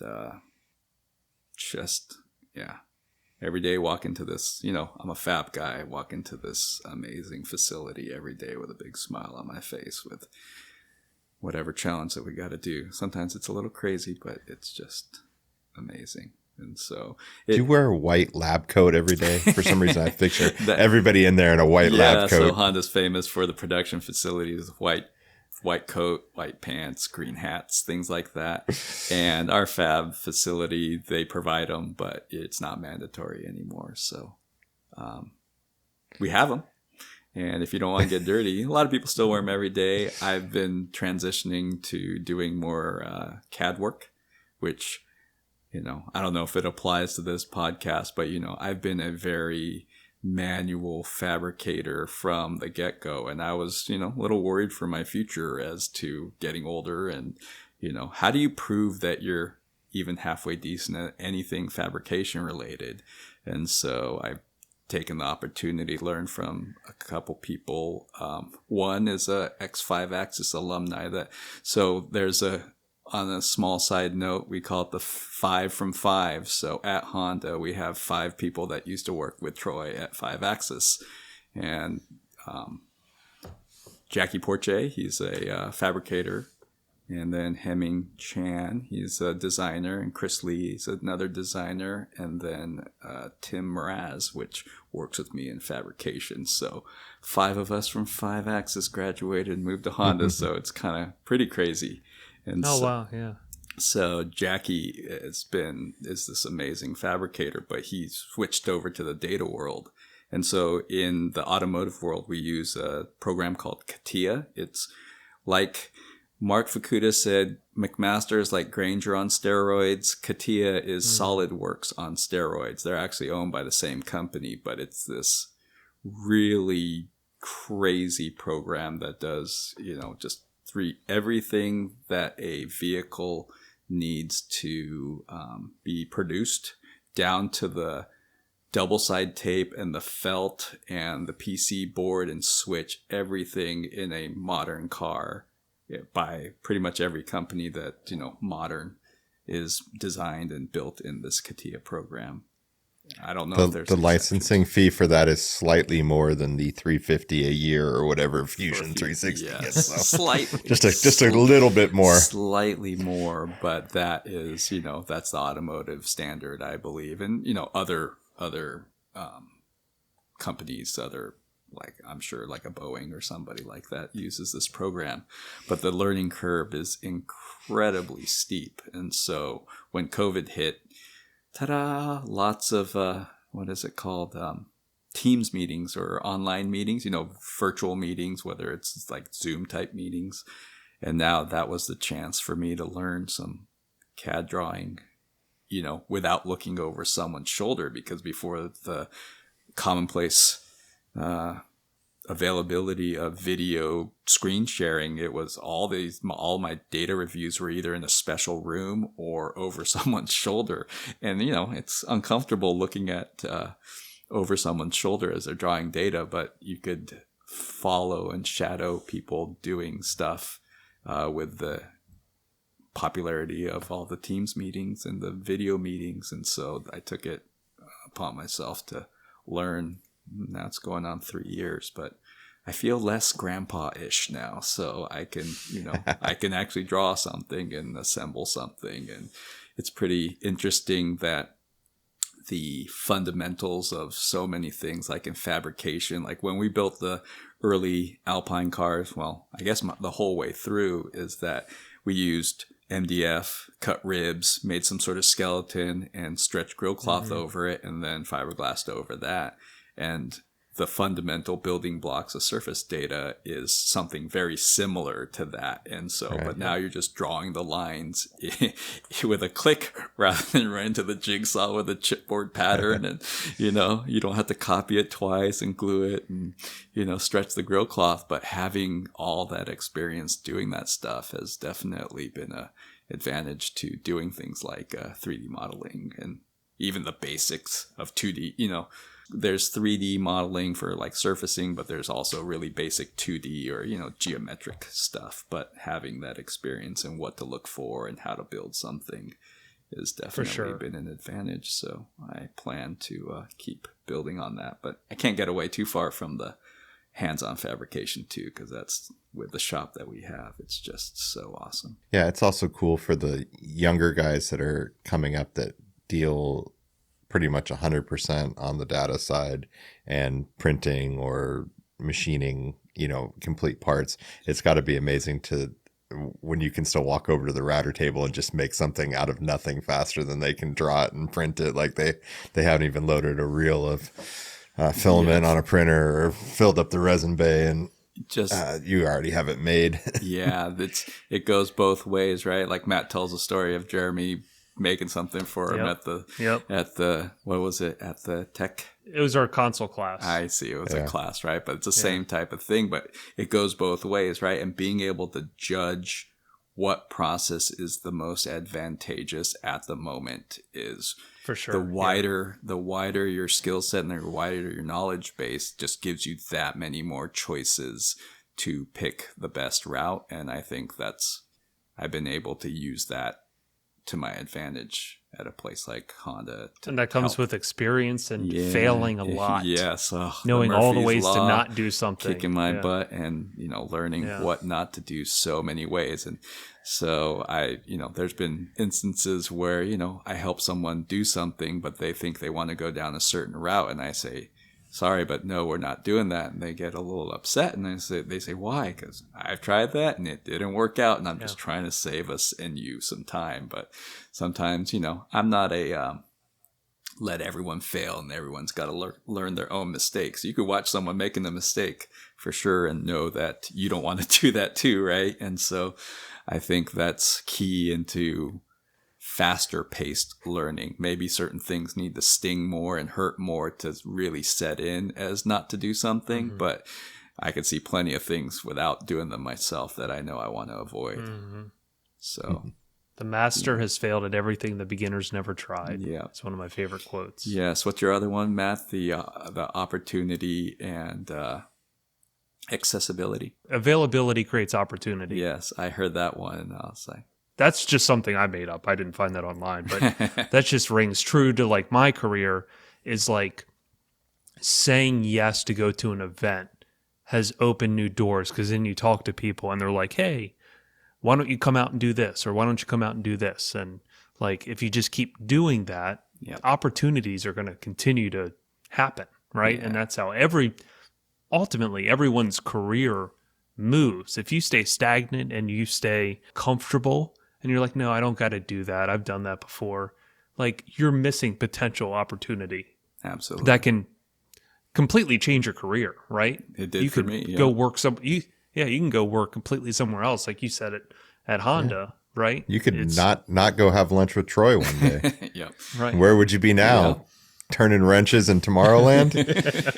It's pretty crazy to think of the paths they could have taken, right? But like you talk Yeah. about, certain things like in Jeremy's podcast with his, certain choices and, but being a standoffish guy that's very competitive, doesn't want to share. Because, I've come across those people too. And it's like, what did that get you? Like, I know some people during the Alpine times or whatever said, oh, you give away too much information or share too much information. But I have, lifelong friends that I've had from those experiences. And I didn't, one of the funny comments when that we had the build books at Alpine was, aren't you afraid that you're giving away too much information and, someone's going to take that information from you? And I said, well, we're already working on the next idea, the next thing and moving forward. Mm-hmm. And if someone can take this information and benefit from it and outdo me, more power to you from that,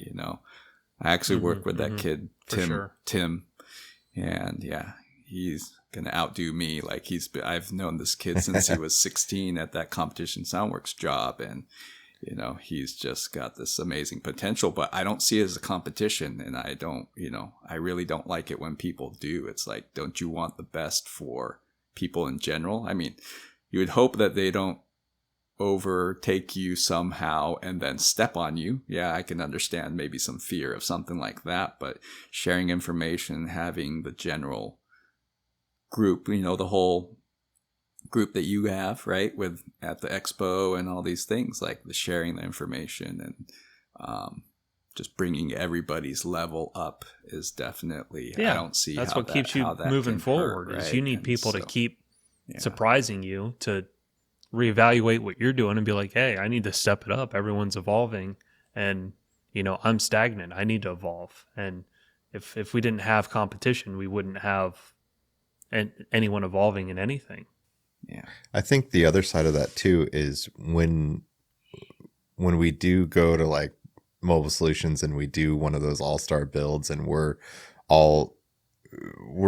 just trying to outdo each other for fun because it's fun to bust balls, and we like to push and we like to empty the bag of tricks, because if we show everything that we know, if we push and are trying to learn and show what we're trying to accomplish, something new, something different, and you instantly share that, it just means that the next time you do that, you have to push harder. And if you don't empty that bag, you have no reason to refill it. And so that's how I feel like that's how you kind of continually progress. Yeah. Is by giving away what you do know, and no that makes back. you want to go learn new stuff. Yeah. And for me, I've said this in previous podcasts, like a lot of times I'll just challenge myself, and when I'm talking to the client about their car, I'll just pitch out some crazy idea that I know is going to be hard to do, right? So that way I'm almost married to it, because now I'm setting an expectation with the client, and that's then forcing me to do that or do some variation of that because there's an expectation. And if I didn't say that, I could always take the easy way out and the customer wouldn't know any different. But a lot of times I'll forcefully just throw out something that is going to push the envelope and make me married to that idea. So I have no other route. I have to move in that direction.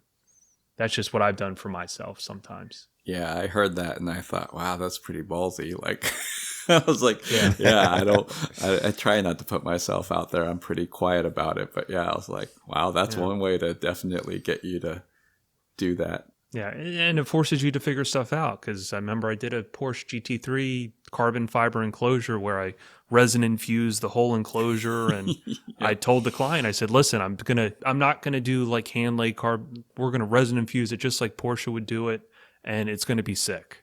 And then I'm just like, fuck, now I got to resin infuse this carbon fiber and figure out how is that learning all the materials curve, I need. I got to dive into it, and I got to your look at bag's everything. leaking. Yeah, the resin's not coming in right. Yeah.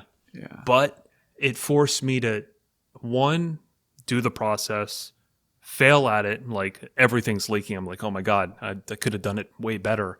And then you're plugging all the leaks, and then you see it working, and you're like, all right, I figured it out, cool. right? And then you learn a new skill set. It is really cool.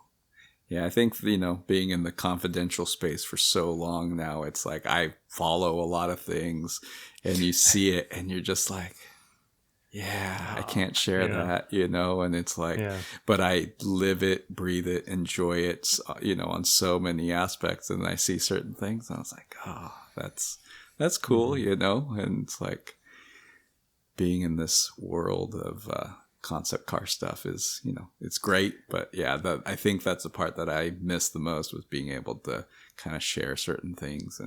But I'm just gathering. It's like you're in the NSA or the FBI or something, and you can't talk about what you do all day. Yeah. It sucks. Yep. It's Honda, it's cars, but. You had a nice little run on Instagram sharing a bunch of tips and tricks for a while. That was fun. I remember that because that's after 5-axis, and 5-axis, as long as the car's already released, is, fine. But being in this space now, it's like the things and the processes and stuff that I get to play with. It's so just amazing. But at the same time, we're not NASA, we don't get to do things that are, at a certain level, but our projects are very time sensitive, and, everything's pretty much about time, less about budget and less about other things. But, the processes that we get to evolve, the machining aspect of it, there's a lot of stuff on Instagram that show cutting edge machining and cutting edge processes if you follow it, but it's just blending it all together and being able to try different things to make something cool. It's not always just a creative process. There's a target of making something, but you get to just reach back into your pocket and just come up with a good way. Sometimes just building a wood box, but we have such amazing facility. That stuff's really easy. There was one project right after I got started was Ludacris. He has a old Acura that got crashed into, I guess, but Honda and Acura signed up to help fix his car, kind of for charity. And I got to, that's why, because Gary was too busy. We were like, 100% we're going to have Gary do the job. And Gary goes, yeah, I'm too busy. And I was like, so it's like the guys just turn around and look at me and say, so what are we going to do about this? And I was like, are you, oh man. So it was pretty funny. So I built a sub box in the Honda facility for awesome. That car that Gary didn't want to take on. I wanted to take it on. Yeah, it was fun. I don't like to say no to much. Yeah, you really don't. No, he takes on a lot. Anyways, any other questions for me that I've talked way too long, but when are you going to put a system in the Mazda, and who listening is going to give who listening works for a manufacturer and is going to just make a box of good car audio show up so Chris will put a system in his daily driver? Man, I listen and I dream about it. Listen to the pod. It's kind of funny, like, okay, so I'm listening to some, great music, or am I listening to a podcast? Then I'm thinking about putting a better system in my car. Then I listen to a podcast, and then I'm just like, oh, do I need DSP? What would I use? And it's just like, I drive my wife's 2008 Subaru Tribeca with like 200,000 miles on it. Wow. Nothing in there. It barely runs. It You has have a 3-minute commute. What I do. Chris, I have a how long does 3-minute it take you to get home on a Friday, Yeah, Chris? so I Yeah, it have takes you a while. almost a 40-mile commute each way, right? So I Yeah, drive pretty yeah. fast. So let's say it's about 45 minutes to an hour. So there's a lot of commute time. But the reason why I haven't dedicated time to putting in the system is typically I sell the car within 2 years. And so by the time I get a new car, am I going to really put that much time into it? And I have How far into this car are you? I'm at almost 50,000 miles in this car. So this is the turbo that I've really enjoyed. So it's a little Mazda 3 all-wheel drive turbo. Second Mazda 3 in a row. Fourth. Right? Fourth? Yeah. Oh, gosh. Yeah. It's pretty funny. All like I know is it's Mazdas. always a Mazda 3. Yeah, it's been lately. It's just that, I love that you work for Honda and you drive a Mazda. yeah. I park a Mazda 3 outside, the design studios. And, Honda's one of the great companies where there's places where, that would be just a total faux pas. But Honda's, Porsche drivers, whatever enthusiast is, they fully support, there. We had a internal show and tell kind of, I don't know, like a get together type thing. And one of the higher ups said, "Yeah, Chris, why don't you show your car?" And I go, "Are you trying to get me fired?" And he was just like, "No, show your car." I'm like, "You're serious? You're not just messing with me?" And he goes, "No." So there was, there's Volkswagens, Toyota Tundras, and, people just showing off their interests. And, the atmosphere at Honda is just totally cool with that. And they appreciate things, we have amazing stuff. But at the same time, they're not like we're the only ones that have amazing stuff. So they're really open to that. And the culture at Honda's just really good. It also probably helps. It probably also helps to have benchmarks of other cars and absolutely. The people that are working at this OEM level Oh, and designing cars can see and get exposed to things close up. I've had designers and other people, "Hey, can we take a look at something in your car?" And they, there's it's benchmarking and looking at and, seeing what we do well and, So do you ever have downtime at Honda? Because I have one of my old friends works for Ford doing the same thing. And he has told me stories where they're like, yeah, sometimes they'll just say, yeah, scrap what you're doing. And then we just have all this time on our hands. So like the guy next to me will build like a Kylo Ren mask. And then the guy across will build like a Zelda sword. And You're getting people fired from Ford right now. Yeah. So in my time at Honda, that has only happened twice or 3 times where something, was moving forward and got paused or canceled. And then you had some time. From what I hear, it used to happen, more regularly. But the thing is, our group is so diverse and can help a department or, we have engineering in Ohio and we have, designers in US, Japan, so it's a pretty global company, but based on our ability and skill set and the uniqueness of what we have in our Torrance location, we get to help out quite a few different people, so whenever there's downtime or perceived downtime, someone puts in a request and then we're working on that. So we've had some quite varied opportunities that we've been pretty successful at. So that's awesome. So yeah, our downtimes, literally, I can count on one hand where we had over a month of downtime. So the other thing too that's got to be odd is that so where you work now is about a 3-minute drive from where Alpine was. Yes. They've since moved back to Detroit, but it's literally right down the street from where you worked for all those years. I cut by on the way home to the freeway. So where Honda is, being back in what I call the Japanese food mecca down here in Torrance has been great to come back to this area, on a daily basis. But Alpine, when I came to Honda, Alpine was still there and I would pass by like literally. But when they decided to move to Michigan, they sold the building, and then it was sad to see the day when the Alpine sign came down and whatnot. Some of my friends have pictures, but so then they painted the white building a little bit gray, and it's different. But I used to know the inside of that building, every step, because I'd be one of the last persons to leave and set the alarm. So I knew that building quite well. But yeah. Lots of memories of Lots that of place. memories. Lots of history happened there. How long It's were you really there, crazy. Gary? Just a little over 2 years? 3 years? three builds, so almost 4 years. Oh, it was some time. Yeah, so you knew it well too.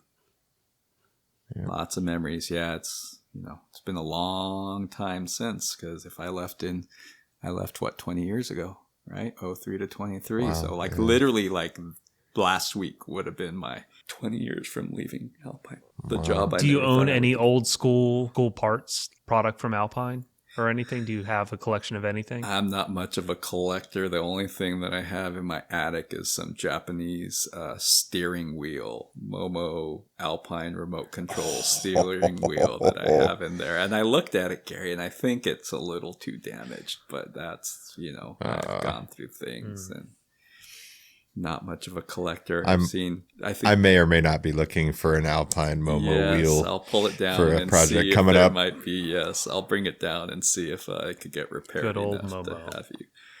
have you have it.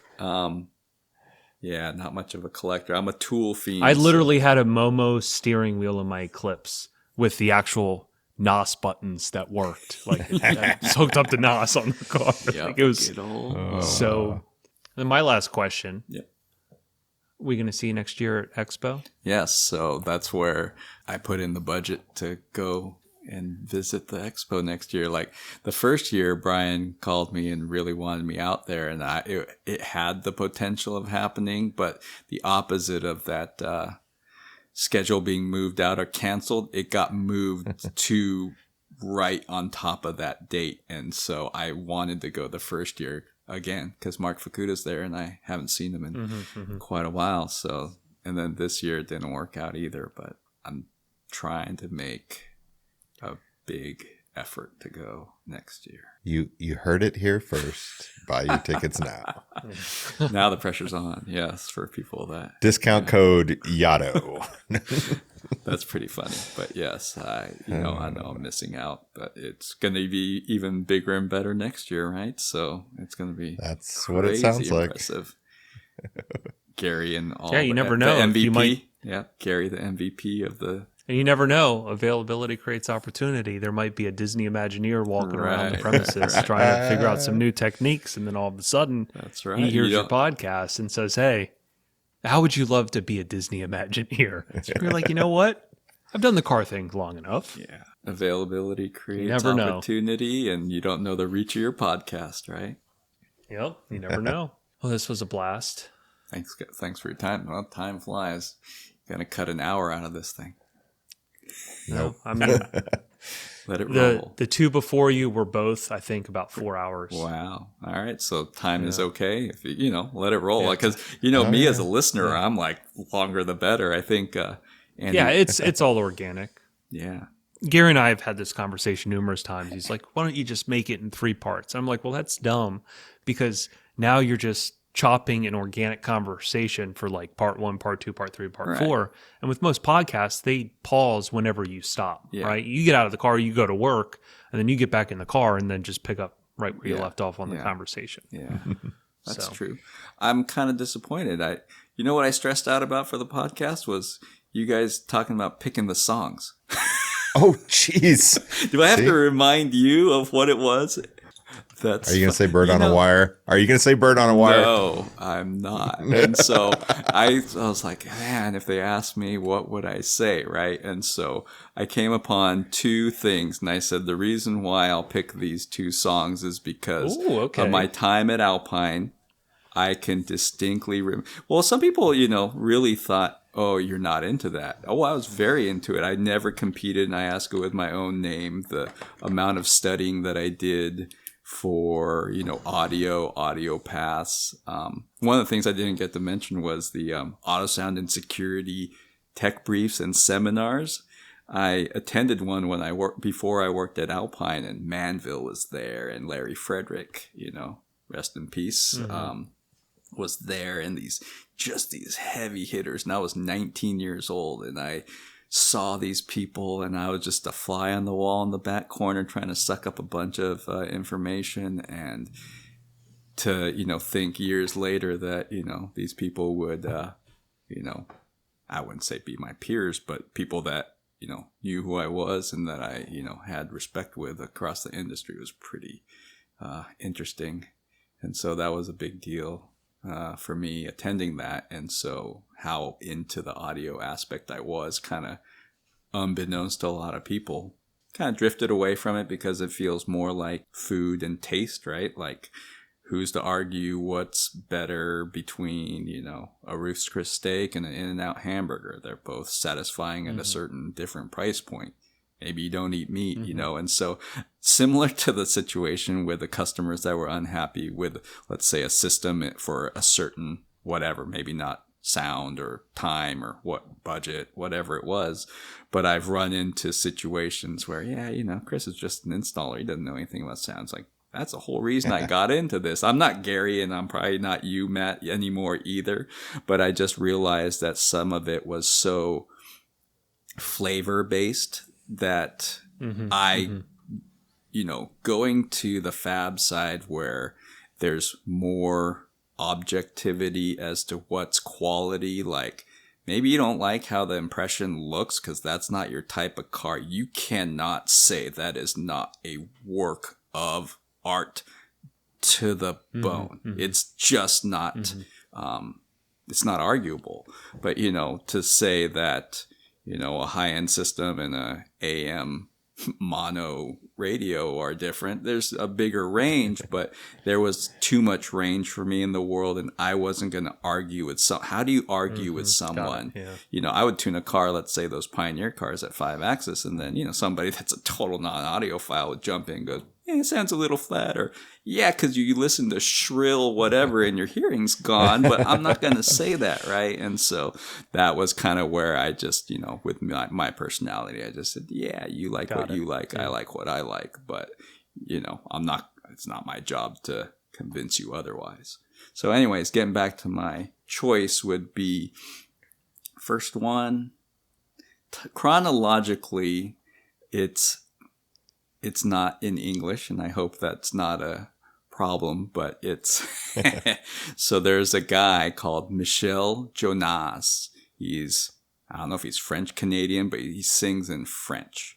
And the way that this experience came about was somebody was not happy with an Alpine processor, and he came to the shop, to the install bay, Gary, and pulled up in his BMW, and he played this track for me, and it was Michel Jonas. I'll send you a screenshot, but the track is called Le Temps Passe. I don't know if I'm saying that right because I don't speak French, but it's like an 11-minute song, and it's just in a good system, like one of Matt's systems and one of your systems. Maybe you'll listen to it in the Camaro, Gary. It is, to me, was incredible. I hope it stands the test of time, but during my whole time at Alpine and beyond, that was one of the discs that I would pop in. So the crazy thing is, it wasn't on Spotify or Apple Tunes. So I bought the disc a while back, let's say 5 years ago, for $100 because I found it on eBay. Oh my so goodness. It's a real collector's item. Somehow I transferred it to a Note Audio MP4, and I would try to play it through my phone. And then when your podcast came about, I was like, hey, I want to see if that's available so I could talk about it. Apple, nice. Apple Music and Spotify now, so I'll send you a screenshot. Anyways, perfect. When you look at the screen, it's already a giveaway because it says it's live. But when I listened to this track, I had no idea what I was listening to. And you listen to the track and the bass and everything, that ambience of the track is just amazing. And at the very end, there's clapping, and you sense the feeling of the space on top of how strong the bass is and how good it sounds. And it just gives me goosebumps when I listen to it in a good system. And it's pretty impressive. But now that, there's track information, it's live, and I'm telling you it's live. So it's not as much of a surprise at the end. You have no idea it's live, or at least I had no idea it was live until the very end. And it's pretty impressive. And then the second track, am I supposed to? Well, anyways, you get two. Is Rage Against the Machine, Take the Power Back. When we listened to that track in the M3, I can't remember the guy's name, but he goes, you got to listen to this, and pulls me in. And the way that track is recorded with the bass, the sub that we put in the dashboard, and it's just right in your chest thump that, just really shook me. And those are the 2 times at Alpine that I just absolutely remember vividly after, bad memory and 20 plus years of time passed. Those were the 2 that I still distinctly remember. So I'd say those would be the tracks. Are they, the best tracks ever? I've enjoyed a lot of music since then, but those 2 moments stood out at the time. So I thought that's what I would bring. That's awesome. What a great breakdown. Yeah. I didn't even think that segment was going to happen with you, but what a great breakdown. So, the last thing See? that I wanted to bring up surprise. is love listening to all the podcasts. And Matt, you brought up the Tiny Desk concerts. So I'm a big NPR guy, and I know about the Tiny Desk concerts, but I never related to audio because, I just watch a clip it that comes up on my computer, maybe with the headphones.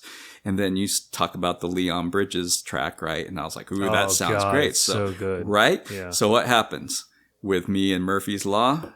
Sorry, there's a problem with this. We can't play it. So I Google it, try to play it, and it won't come up, won't air out. I have to go this total back-ass words way and finally get it to play. And I was like, man, Matt, you're on it. But that is really impressive. And I'm like, I can't believe these YouTube recordings sound this good, right? So Bro, if you listen to his NPR version and then his album version on iTunes, it's just, you listen to the iTunes and you're like, why would they release this if he's this good of a singer? Yeah, right? like the impact and the recording of that, the way those guys really know what they're doing at the NPR Tiny Desk. You can totally 100%. tell, right? Most of those recordings on all of those sound better than most of the albums. So then that got me thinking. I listened to a couple and I was like, okay, there's some bands that were on there that didn't, their recording sound better than their NPR recording. So I was like, huh. So then I Googled, best ones or whatever. And so I came across one that I'll put up there. It's a Colombian band called Monsieur Perinet. They spell it Monsi. I can't spell, but Monsieur Perinet, and it's a Colombian band, and the musicality of their performance, all 3 songs, is phenomenal. My wife's Mexican. There's lots of Spanish in the house. I still don't understand what they're saying, but the musicality of that performance, and they say it straight up that it's one of the better bands that came through, is so impressive. And you guys take a listen, see what you think. You might not like it as much, but it was really impressive. And I've listened to that track or that performance over and over and over again. Another fun one that's, you wouldn't think from a sound quality perspective would be good, but it's really fun, right? Is Tech 9. Really? If you listen to that one, you go to the last track they play, and there's just a lot going on. There's fast rapping, and it's all just so, like, you can hear every syllable, every part of it. And the band gets into it. Everyone starts getting hyped. The crowd gets into it. And it's just, I would say, one of the most fun ones to play for people. Because, again, like, you can clearly hear him here, and you can hear, like, the band's just in the perfect spots, and it gets really fun, really fast, and it's just a lot of fun. That's awesome. Yeah, the bringing up the, with the audio stuff and the visual representation to see that that's what you talked about. And I was like, I never thought of that. And I was like, wow, you really can. And it's the whole proof of concept for the client to sit in the car and be like, all right, this the system is doing what it's supposed to do, and I've never even knew that this existed. Yeah. And you could see like so many visual things, because I'd be listening to tracks and then you listen to something and you're like, what is making that sound? And then you see it and you're like, I've never seen that before. And you could visually confirm that you're not crazy, that, whatever got put down and that now this, this other, whatever tambourine instrument or whatever is playing. So yeah, definitely don't have the highest, musical education that some people have, but appreciating good sound and enjoying it, again, to a certain level. You don't need to be a certain level chef to know what some good food is. But, you know, at a certain point, I think people get a little too esoteric and, you know, jump the shark. But I don't know what order the last few recordings will come out in. But we did have someone on recently, and we were having that conversation about, you know, some people listen to music to tell you what's wrong with it. And that is what's enjoyable to them. yeah, it can be, you know. And some people can sit back and enjoy the music and not pick things apart or look for things that are wrong. But yeah, like there's... Well, yeah, I'll still put up Jerry's Nugget for the best cut of meat over the best steakhouse in the planet. You know you know where that tradition started, Matt? It's me. It's me. Oh, you started that? Todd Matsubara and I, after I left, or right when we were leaving Alpine, he told us about, well, we went to that place. And I was like, this is... On whose recommendation?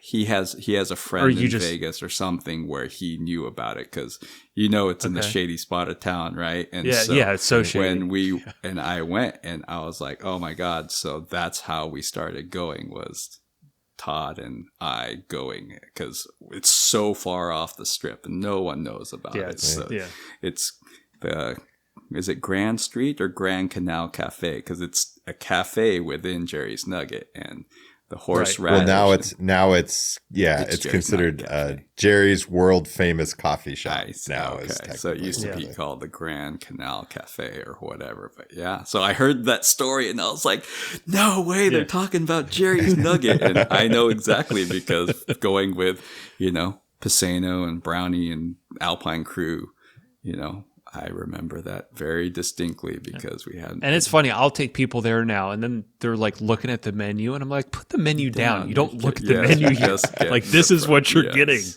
they're like, well, I kind of wanted a salad. And I'm like, dude, you're gonna this is not where you get a salad. Yes. I don't know how much it is now, but it used to be so cheap and so good. And it's probably the same price. Flowing. No, it's gone up. Have you ever gotten the I think double the first cut? time... Yes. That is once by accident, Carlson and I ordered the thick cut, which is the medium-sized one. And when they came out, somehow the lady had put down double cuts, and it turned into a whole thing, because she's like, if you don't take these, I'm going to have to pay for them. And she's like giving us attitude. And Carlson's like, I don't care. I'll pay for them, whatever. And we gnawed on them as much as we could, but we didn't get close. Brent Davison, who is the one Alpine demo car fabricator who never gets mentioned, but shout out to Brent. What's up, You're out there somewhere. Sculpt Garage.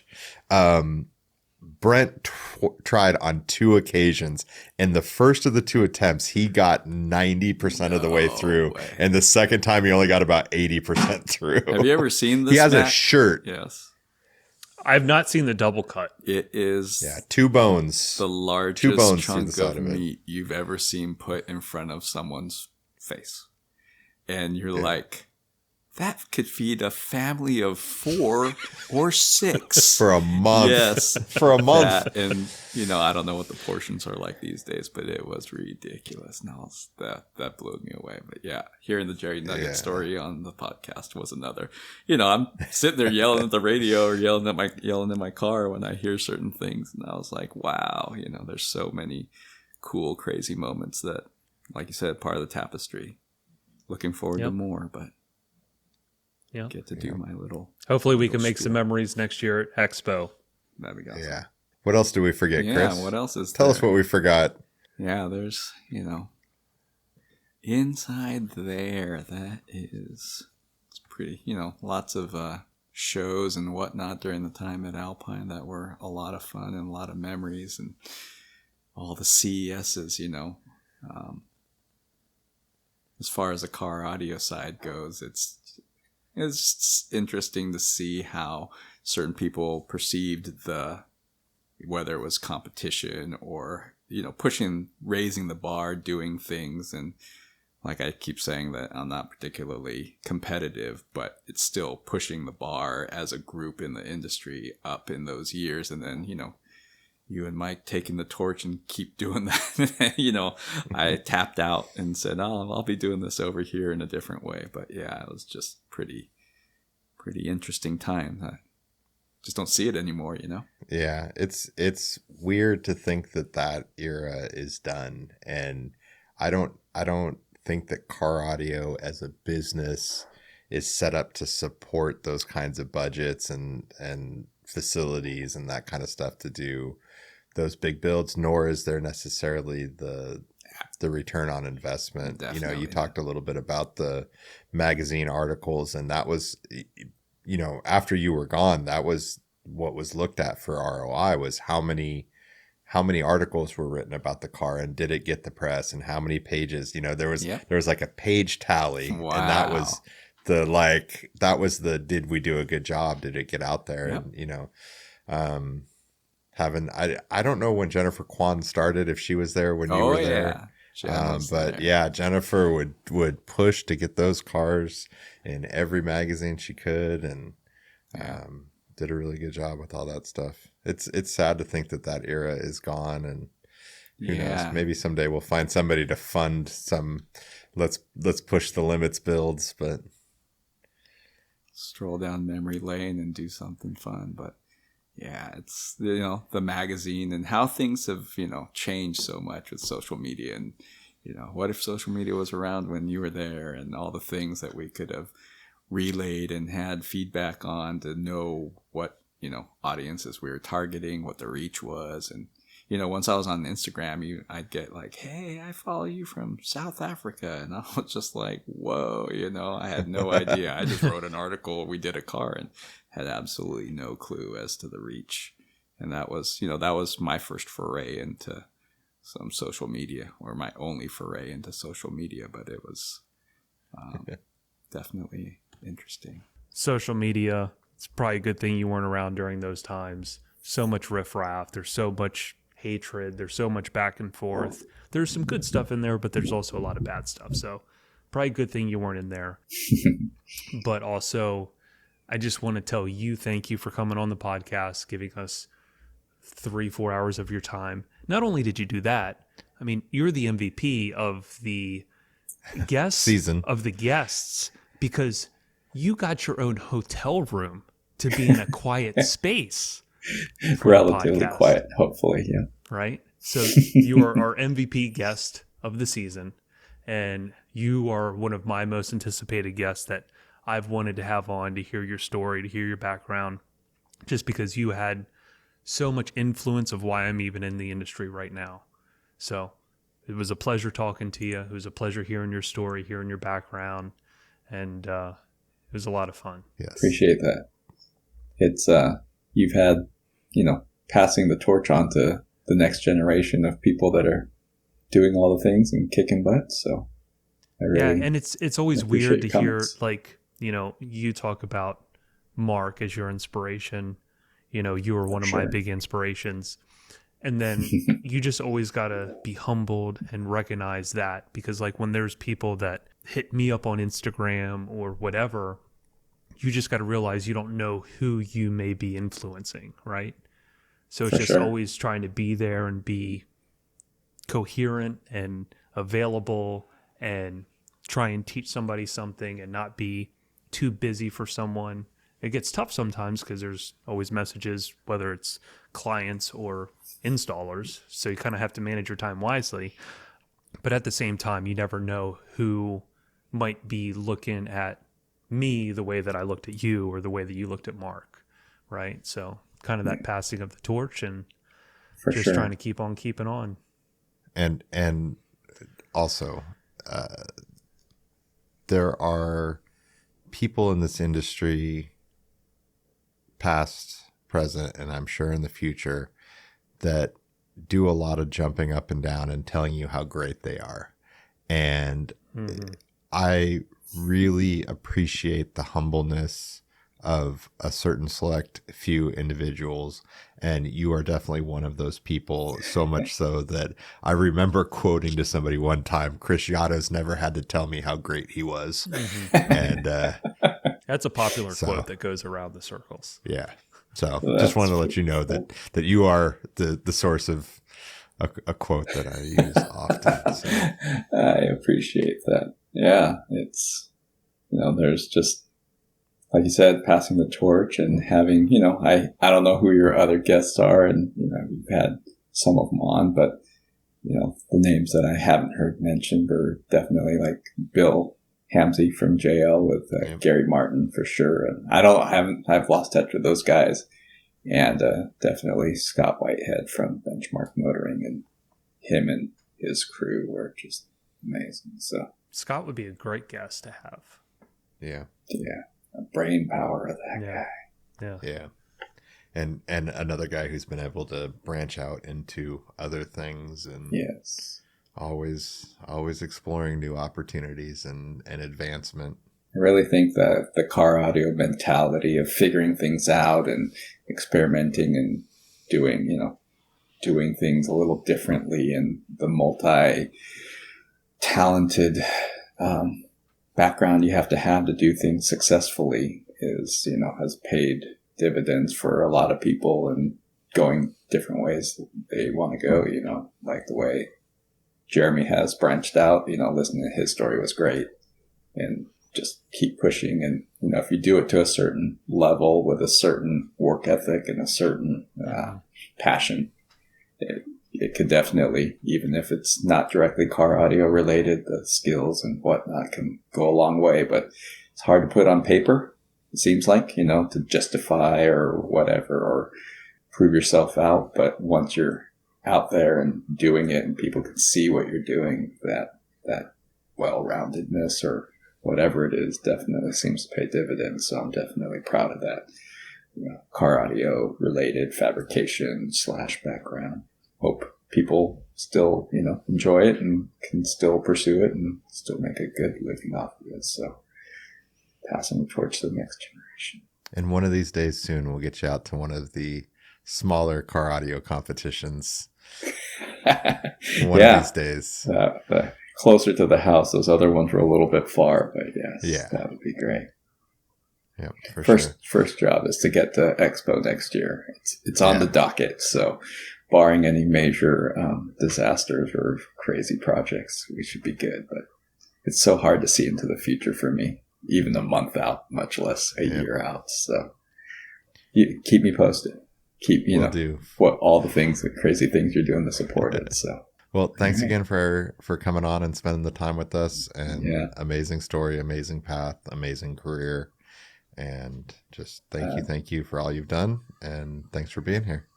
I'm honored to be a guest, and hope to listen to lots of great episodes and keep filling in that tapestry. Thanks, guys. Now you just got to say cue the music, Chris. All right. Cue the music, guys.